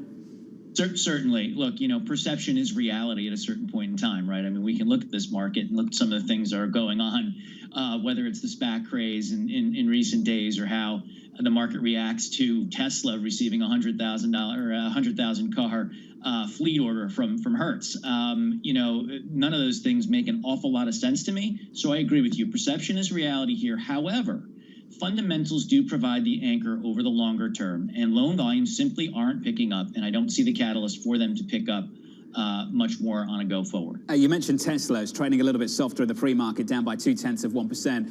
Seemingly, Elon Musk was confused by the rally as well. $120 billion in market cap added to that stock on a $4.2 billion deal. Just on the banks and loan growth, Esty, can you respond to that? Where you'd be confident right now, where that loan growth is going to come from? So at the moment, I think there's a little bit of discussion of where we are in this economic cycle and what it's looking like. But when you look at inventories, it doesn't feel like we're that late in the cycle. And I guess where I would refute is this view that we're very late in the cycle, that growth has to slow, that we're going to have this spiraling wage growth. And we're going to see ongoing support. We're going to get this infrastructure package. And really, I think that growth has mostly been delayed, not derailed, whether it was the Delta variant, some of these supply chains, on and off, mandates around vaccines and closures, depending on where you are in the world. And we still haven't fully reopened. We still have that demand. We still have the consumers. We're going to have support. Yes, it's going to be less than it's been or than it was during the pandemic, but we're going to still have some fiscal support. We're still going to have some monetary support, and I really don't think the Fed is going to be that aggressive. And when you look at that, you're going to have businesses wanting to expand. You have very strong consumer demand, and I think that will continue to support loan growth over the coming quarters. This all comes down to what happens with inflation over the next 12 months or so. We've had the good and the great in the tech sector weighing in on all of this. First, it was Jack Dorsey of Twitter saying this: hyperinflation is going to change everything. It's happening. I'm not going to spend too much time on that particular quote. I'll spend a bit of time on this, though. Elon Musk responding to this: I don't know about the long term, but the short term, we're seeing strong inflationary pressure. And Clinton, that's what I want to sit on with you. There seems to be a little bit of a distinction between what Federal Reserve officials tell us and what companies are experiencing. What does that tell you? Yeah, I was never really fully in the transitory camp. I mean, some of these inflationary pressures are going to be here for a while. And I was meeting with some of my team asking what time period relates to transitory, and no one could give me a good answer. So I was meeting with one of my clients last week, and they were saying that they've increased labor prices by 15 to 20%. So their increased costs for labor have gone up. Their material and goods have gone up 30%, and they've been able to directly pass it on to the consumer. So inflationary pressures are going to be here. They're not going to decrease wages once things normalize. So I think that we've kind of, as an industry and all market participants, have gotten to this transitory tone and wordsmithing. But inflation is going to be here. It's going to be something that companies are going to have to deal with. And I think a little bit of inflation won't derail the growth prospects. The calendar has changed. Pete, the calendar has clearly changed. At the start of the year, when we started to talk about the base effects kicking in spring, when we started to talk about the temporary factors that would lead to elevated prices, everybody, the consensus view, not everyone, but the consensus view was that those temporary factors that are driving higher inflation would fade as the year grew older. Look to year end. And now, Pete, all I'm hearing on the calendar is middle of 22. We've gone from year end, from September onwards, to the middle of 22. Pete, can we keep pushing this out without this story harming this market? Yeah, John, we were talking about inflation in February, and we held the non-consensus view that supply chain disruptions were going to last quite a bit longer. Really, the thesis there was, especially given the complexity and the breadth of those disruptions, that it was going to be really hard for them to heal themselves and mend on the time frame most people felt would be appropriate. And I think Mohammed and I hate to mention my name in the same breadth as his, but I think we were one of the two folks on your show that have consistently said, these inflationary pressures are going to be around for a while, and that transitory is simply not a word that makes a heck of a lot of sense. And I think the disconnect, John, is that we haven't seen inflation in really a generation. And so I think there's a real underappreciation for just how pernicious inflation is and how difficult a thing it is for companies to deal with. And the fact that this quarter earnings have been okay given the inflationary pressures, I think is emboldening people to say, okay, well, inflation is here, but it's actually not making a difference.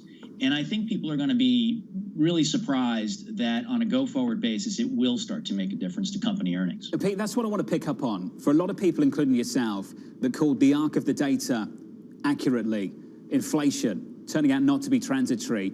They called the churn underneath the market, the index level, accurately. You pulled away from small caps into spring in the same way that Morgan Stanley did. But everyone, pretty much everyone I've spoken to that got those two things right, Pete, have struggled with what's happened at the index level. This index has delivered 20% returns this year. And I just wonder, Pete, why? What surprised you there at the index level? Yes, that's absolutely right. And, and to Mike Wilson's credit, his team then I think put out a piece that said 88% of the stocks in the S&P had experienced a 10% pullback, with only a 5% pullback at the index level. And frankly, the strength at the index level surprised the heck out of me as well. And look, we sort of know what it is. It's what I said earlier. You don't bet against big cap tech because of the pricing power there. And I think, that has an impact on sentiment as well. When people see that the S&P just can't correct, it emboldens them over time as well to broaden their participation in equities. And actually, I've been cautious, as you know, and I'm getting ready to pivot. I need to see a little more from breadth. But I think sentiment in the end of the year could shift significantly, notwithstanding the fact that I don't see fundamentals as being quite as rosy as some of the other folks. Interesting. We'll build on that through the opening bout. Peter Cicchini, SD2X, Clinton Warren, Facebook right now, up about 0.4%, coming off the highs at a session, even with a $50 billion buyback plan. We'll build on that around the opening bout as well. About 17 minutes to go. Coming up, President Biden hoping to clinch a deal before heading abroad. It went well. A few more things to work out, but it went well. Do you think you'll have a plan before Wednesday? With the grace of God and the goodwill of neighbors. Do you want to plan a deal by the time you leave for COP? Is that something you've expressed to Democrats? That's my hope. That's his hope. Senate Democrats hoping too they can wrap up a deal. That's next. This is Bloomberg.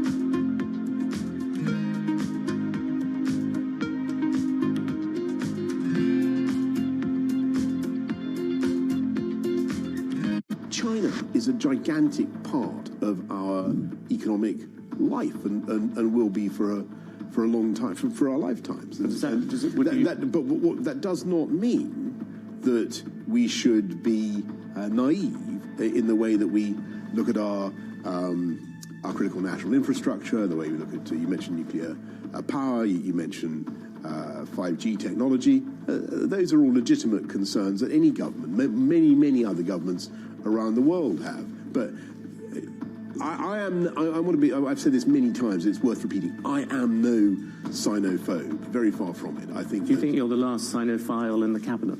No, I expect there are lots of... look, China is a great country and civilization. What about wind power? Would you let them buy offshore wind power? That's infrastructure. I think you'd have to railways. You'd have to look at what was you're defining as strategic or critical. It's really a reminder, isn't it, just how sensitive the markets are to any commentary about trade. We did see some pressure on the yuan, we did see some pressure on the futures. That is now being reversed. Mercedes-Benz is on a path towards CO2 neutral mobility. So we have flicked the switch there, and really we're going to step by step electrify everything. And what does that mean? Combustion engines get electrified.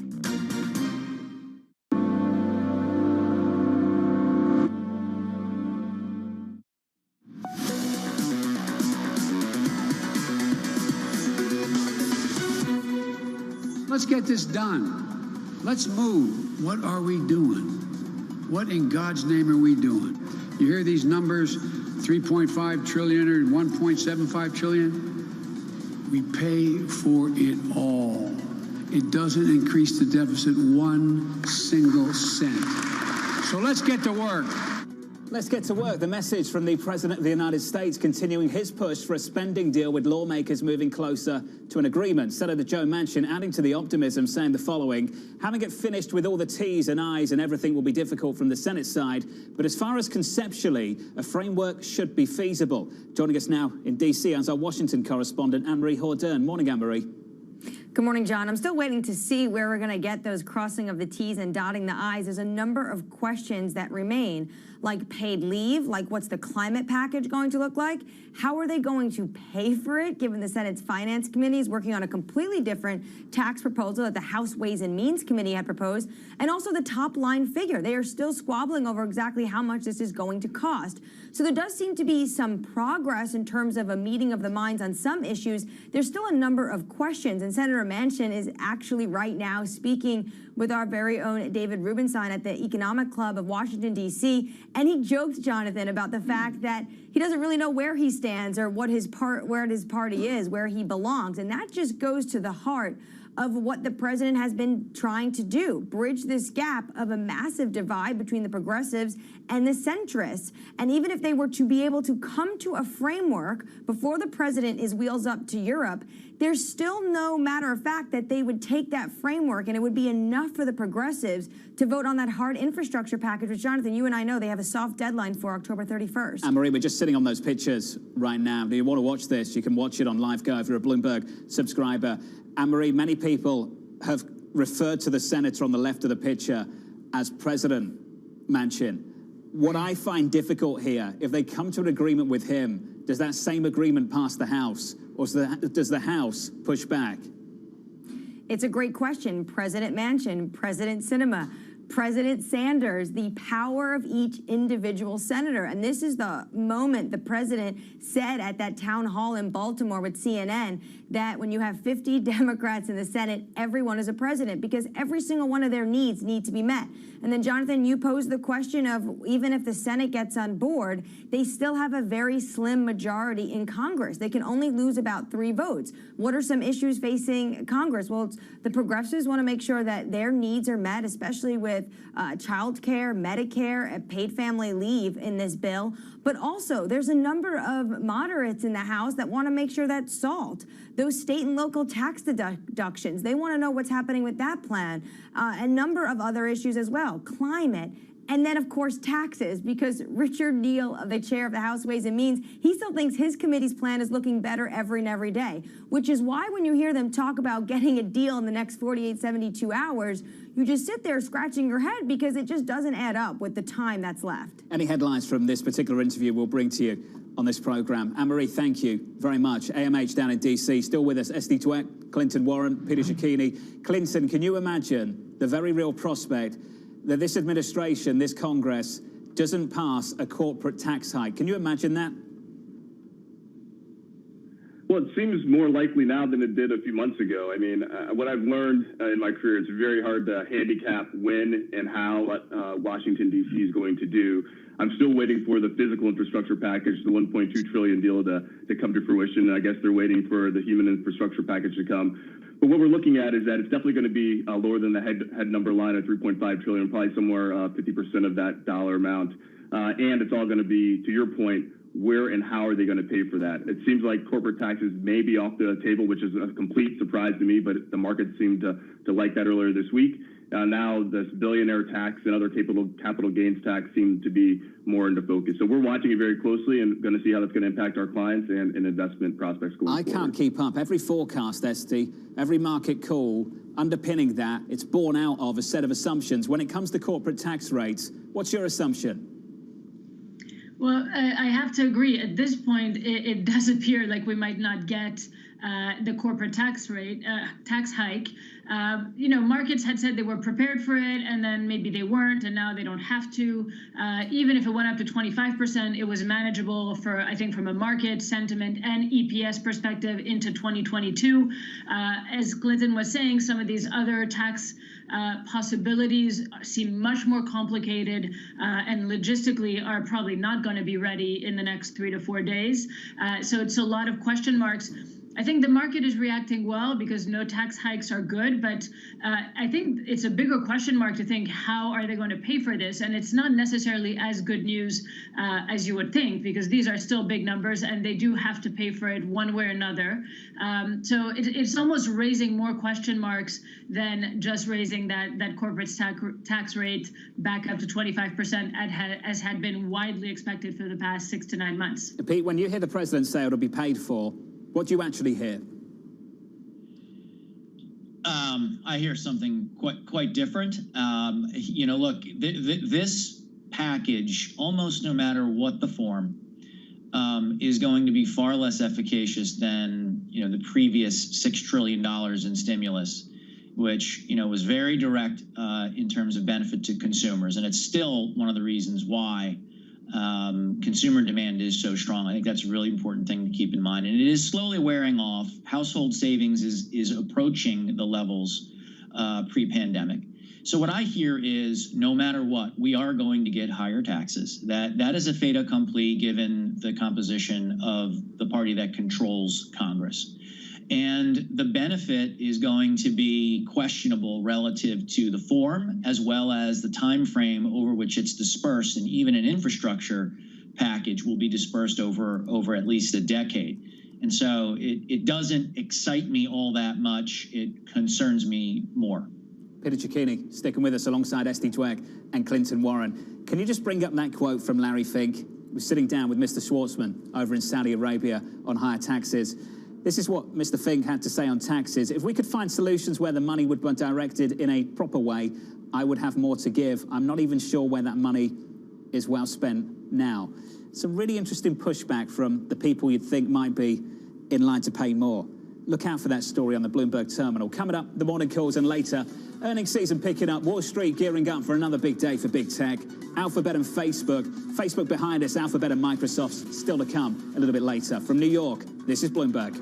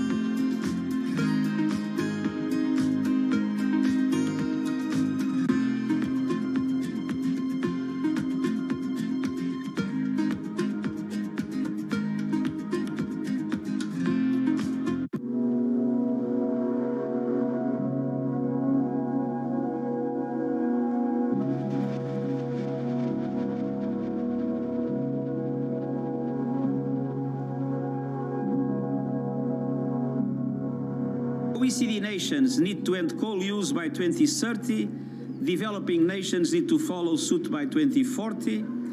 And we need coalitions of solidarity between countries that still depend heavily on coal and countries that have the financial and technical resources to support transitions, because it is essential that no more coal power plants are built.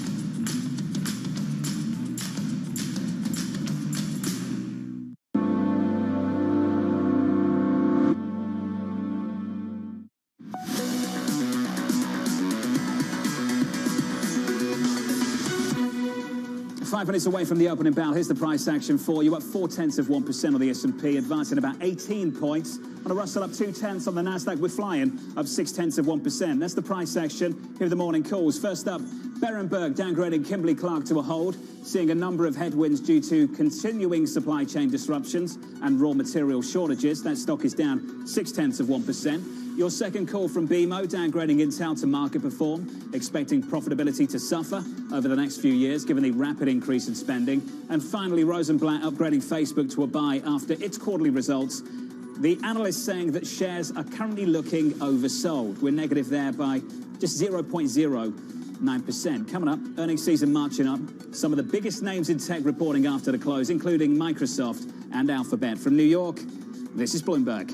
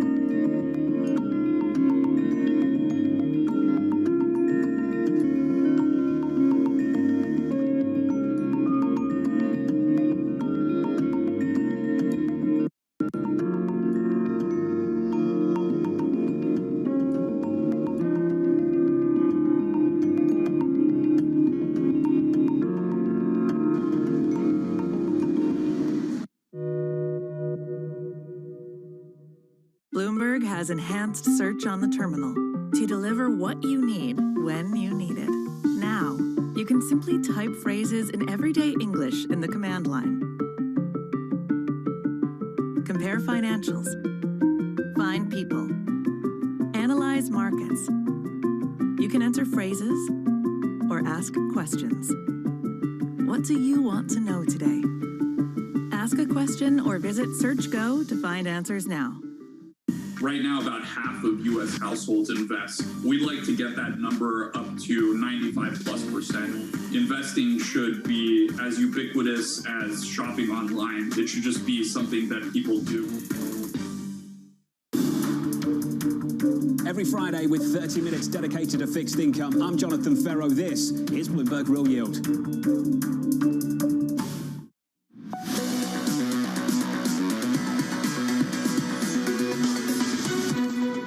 Senator Manchin says he supports a 15% minimum corporate tax. He indicates this morning both of the bills the Democrats are looking at could pass in the next couple of months. That's one to watch in and around the opening bout. Equity futures up about 18, advancing 0.4%. That is your opening bout. Switch to the board and get to the bond market. Treasury is shaping up as follows.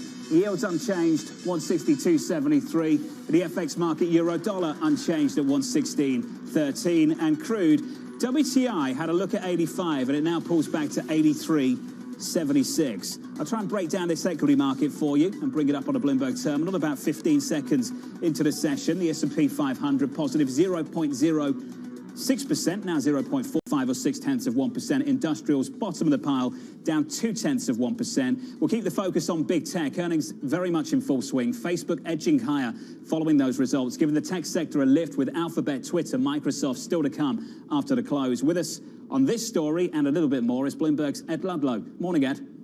Yeah, good morning, John. Facebook actually now a little lower, a touch lower, around 0.5%. Some analysts cutting price targets, but generally there's optimism around the stock. 35% top-line growth. That's deceleration after 4 straight quarters of gains. And what executives were discussing on the call is that the brunt of the impact from Apple's iOS changes is now being felt. You also see that reflected in the outlook for fourth quarter revenue of between $31.5 and $34 billion, below consensus. But some fighting talk on the call. Obviously, the stock now continues to fall lower, down by around 1%. Investors, after the earnings dropped, look past those top-line numbers. A lot of talk around the metaverse.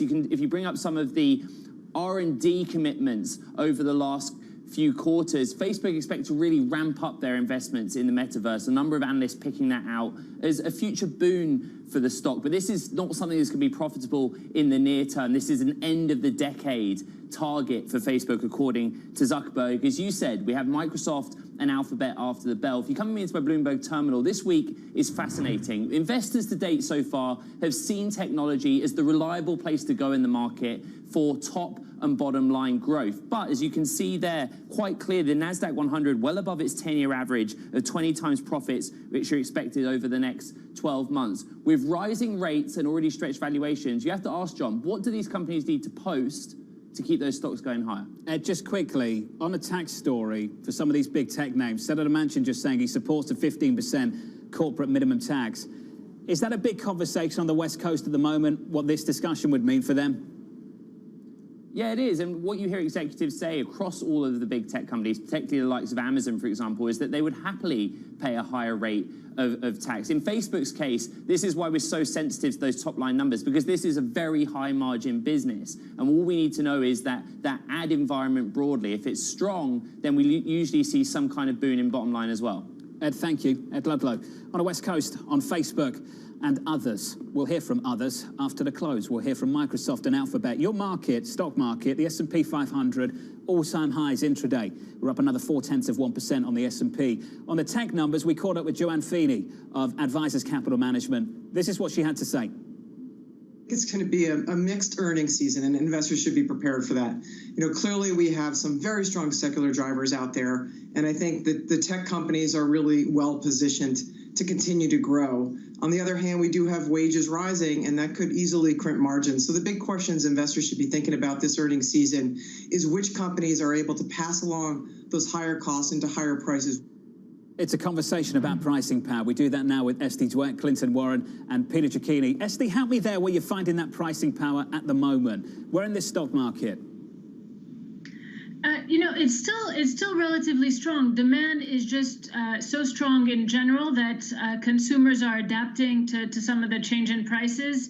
Technology still has, some of these big techs have such big databases, reach, scale, global presence that they still have that pricing power as well. So we've talked about having that barbell approach. I still like technology. We've had it for a while.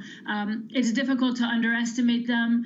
I do think that at some point there is very, very high expectation. So by how much do they need to beat, to impress the markets, given the last quarters, as we've seen on some of the graphs, but definitely still more upside. And broadly speaking, for the S&P 500 and markets globally, definitely looking at positive momentum into the end of the year. Clinton Warren, can I put that same question to you? Yeah, absolutely. I mean, one of the things that I'm looking at is when are rates going to become punitive for the technology sector? And we're starting to see a breakdown in the correlation between higher rates and technology, some of the models that we've been running. We've also we haven't seen a rotation into value out of growth like we historically have. We saw this back in 2016 where increased rates didn't necessarily mean a rotation into value right away. So I think rates won't be punitive for a while, and I think people don't have the Fed lifting until late 2022, early 2023, and the 10-year moving up lock and step, and probably won't be a headwind to the S&P until the 10-year hits 2.5, approaching 3%. So rates won't be punitive to technology. I think technology sector has a bit ways to go. Your number, 2.5 to 3. Clinton, do you actually think we can get there? I mean, I think there's a way to get there, and there's kind of three factors that I think will drive the 10-year up. One, Fed policy expectations. Two, inflation, and three, demand. So I think these three factors could push the 10-year to 2.5 to 3%. Now the question though is when, right? Is that going to happen sooner or later? I think that's going to be a while off. That's probably not something that's going to happen for a few years. But those three factors will push the 10-year higher, which will drag on mortgage rates, which will drag on the consumer, which will ultimately drag on the market and the economy. And Clinton, you've been around long enough. You know the business. You offer a number or a time, not both, just a number or a time. Then it typically works out in the end. Peter Cicchini, can you weigh in on that, just on the bond market? The ability to get back to 2.5% on 10s. I was looking at the front end of the yield curve, where 2s topped out in the last cycle. 2018 was where we really topped out and caused some real pain. We were at 3% on 2s. And I'm just wondering whether the policy rate can get anywhere near to where we were last time around, Pete, without causing some big problems. Yeah, I don't think it can, actually. You know, when you look at the secular downtrend in the 10-year yield starting back during Volcker's years, we can see that I've regressed it. And when you look at 2 standard deviations above that regression trend, for 2018, that was 3%. Because we've been in a secular downtrend now, that's at about 2 to 2.5%. I don't think we're likely to get there, because I think if we did get to 2%, or if we did, we wouldn't stay for long. Because if we get to 2 to 2.5%, I think then you get an equity de-risking, to Clinton's point, and that reflexively would nail rates lower once again. And one last thing, John, I think if you're looking at market action today and you're seeing the underperformance in small caps versus large tech, that sort of frames the query really well, because firms with pricing power that can pass through the cost to consumers are going to do a lot better than those companies that can't. And importantly, we may see good revenue numbers, but we have to remember those are nominal numbers. And so everything now, whether it's economic data or revenue growth, has to be framed within a new inflationary paradigm. And that paradigm, you think, is different to the previous cycle. Is that right, Pete? We've broken out of that low inflation regime. Yeah, look, I've been in the disinflation, deflation camp for a long time because of globalization and technology. And by the way, inflation is always somewhat temporary, because it either kills itself or the central bank kills it. We're in one of those periods, and just because it's not going to last forever doesn't necessarily mean that it's not going to do some damage. The range of opinions on Wall Street right now I find to be absolutely fascinating. We hear it again this morning. Esty, just to wrap things up with you, it seems to me you see nothing that will shorten or derail this recovery. Nothing so far, at least. Is that true? Well, that would be a very bold statement. But I do think that there are definitely risks. And we have seen that over the last few months, especially in September and October, that investors had to climb that wall of worry, had to get over fears. But it feels like we're kind of at that peak inflation fear, peak supply chain disruption fear, peak growth fears, peak Fed fears, with the market almost getting a little bit ahead of itself, and thinking that rate hikes are going to come sooner and much more aggressively. So there's always obstacles, and when we don't expect them, you usually have something else coming. But right now, I have to say, I think looking a few quarters out, I do still think that growth is going to last. And even if inflation stays, and probably will stay, higher for longer, that doesn't derail growth either. Esty, thank you, as always. Esty Dweck there. Clinton Warren and Peter Cecchini on this equity market. A ton of earnings coming up through the week. We get about 10% of the S&P 500 after the close alone in two names, in Microsoft and Alphabet. Then on to Thursday when we hear from Apple and Amazon. Coming up on this program next, markets debating the potential fallout from fresh virus cases throughout China. I do think the overall impact should be quite short-lived. That conversation up next. This is Bloomberg.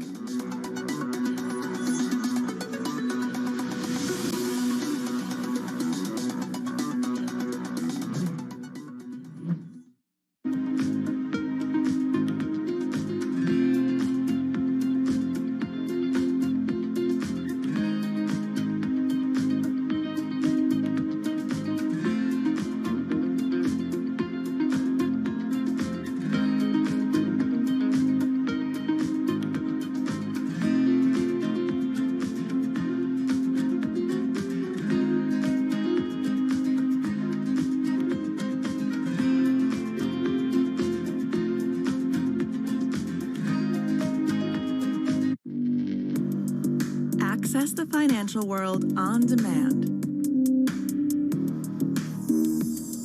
Hear from leading economists, policymakers, and industry experts via live and on-demand webinars, only from Bloomberg. Start exploring to see what's moving the markets. Visit Bloomberg.com/webinars.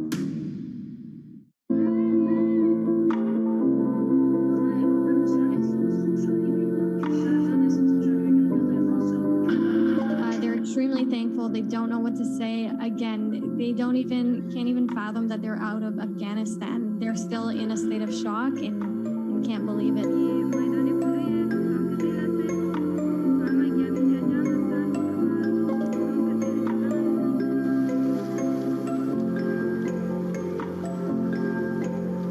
What we have built through this process is essentially a mechanism for getting oppressed women and girls out of Afghanistan.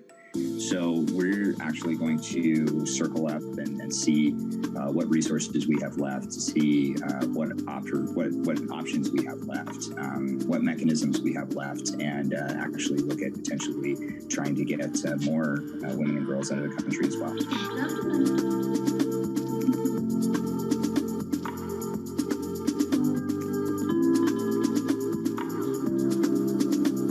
We've been through a lot, us as a team. I know sleepless nights, but you know what? There's nothing more satisfying than knowing that you've saved many lives, and will continue to support these girls on their missions.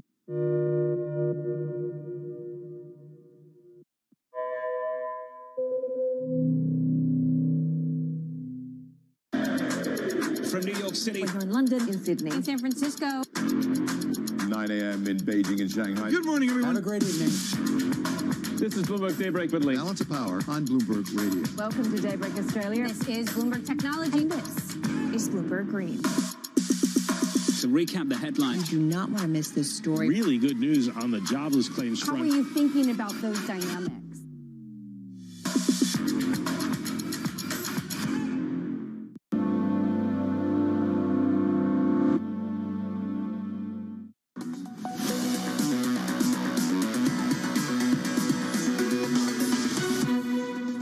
I'm strategically football in China.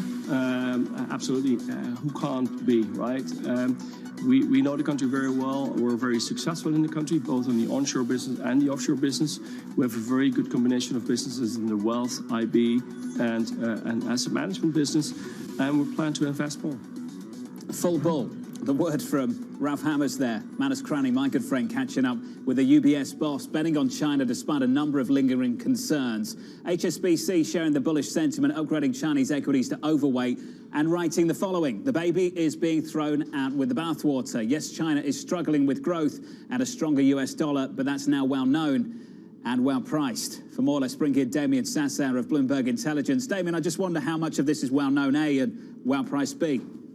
Well, I think you're right to focus on the supply side of the equation here, Jonathan. I mean, really, this comes down to the COVID outbreak in the north, China's zero policy toward COVID. In fact, just overnight, they said they're going to start administering vaccines to children as young as 3 years of age. So for me, this is about supply bottlenecks. That's what's driving the GDP forecast to go down in China. Well, yes, I agree that equities might be undervalued at current levels. Very difficult to price, especially given the liquidity constraints that surround A shares in China. So for me, you know, this is going to be about supply. It's going to be about variant outbreaks. It's going to be about COVID and how the economy can bounce back quickly and efficiently. What did you think of the Chinese government leaning on the Evergrande founder and leader, Damien, to use his personal wealth to pay off some of that debt?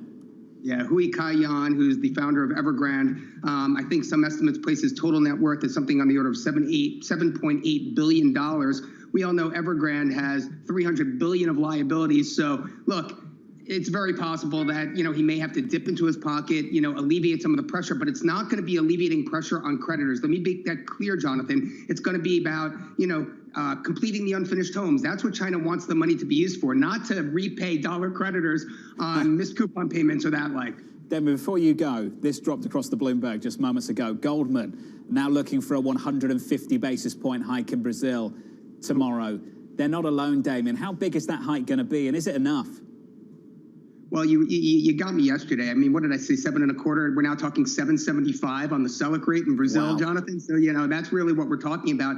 And it might not be enough. I mean, even though real rates are positive at the 2-year level in Brazil, I mean, it just might not be enough. You know, I mean, many of the people who I speak with are still paying in Brazilian rates and think that, you know, the belly's going to go higher here and follow the U.S. So, you know, it's anyone's guess as to what this is going to do, but certainly the fiscal spending is getting a bit egregious ahead of next year's elections. Damien, thank you, as always, sir. Damien Sassower there of Bloomberg Intelligence. Just looking ahead to that decision out of Brazil. So many central banks hiking in emerging markets. China an exception. Maybe they can go the other way. Turkey, another exception, different reason. The median estimate 763, right now 625. The high estimate 775, the low estimate 725. We could have a 150 basis point hike, according to the team out of Goldman. On the politics of the situation between China and the United States, let's start there. They're holding another round of talks. We've had them. China calling its conversation with Secretary Yellen, quote, pragmatic, candid and constructive. The US issuing its own statement, writing the following.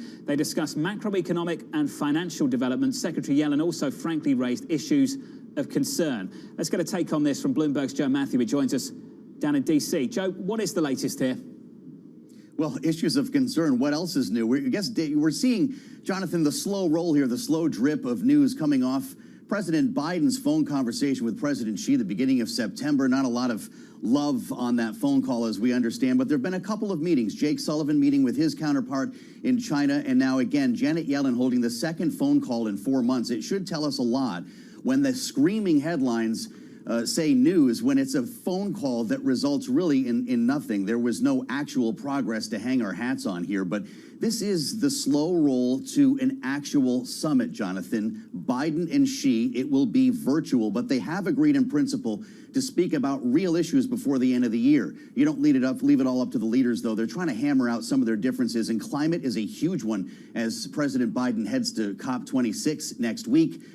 John Kerry, the climate czar in the White House, has been pushing for a commitment, some sort of commitment on climate change, specifically to coal-fired power plants in China. Jake Sullivan, the national security advisor, sees a little bit differently, though, and said recently that the United States is not in the business of trading cooperation with China on the climate as some sort of favor from Beijing. So there's a little bit of chest thumping going on here, even as the temperature appears to be cooling a little bit. President Xi will not be at that climate change conference in Scotland. President Putin will not be at that climate change conference in Glasgow.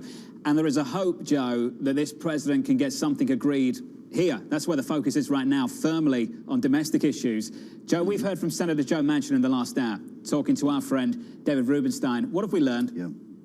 Well, we've learned that Not a lot has changed. He is in favor of a 15% corporate minimum rate. I thought that was actually pretty compelling, knowing that Joe Manchin is not a fan of hiking the corporate tax rate, just like Kyrsten Sinema. But what's going to happen here? He says there'll be a vote on Wednesday on the BIF, the bipartisan infrastructure deal, and that does seem to be a call that's growing louder here in Washington. The question is, will they actually have a framework on reconciliation?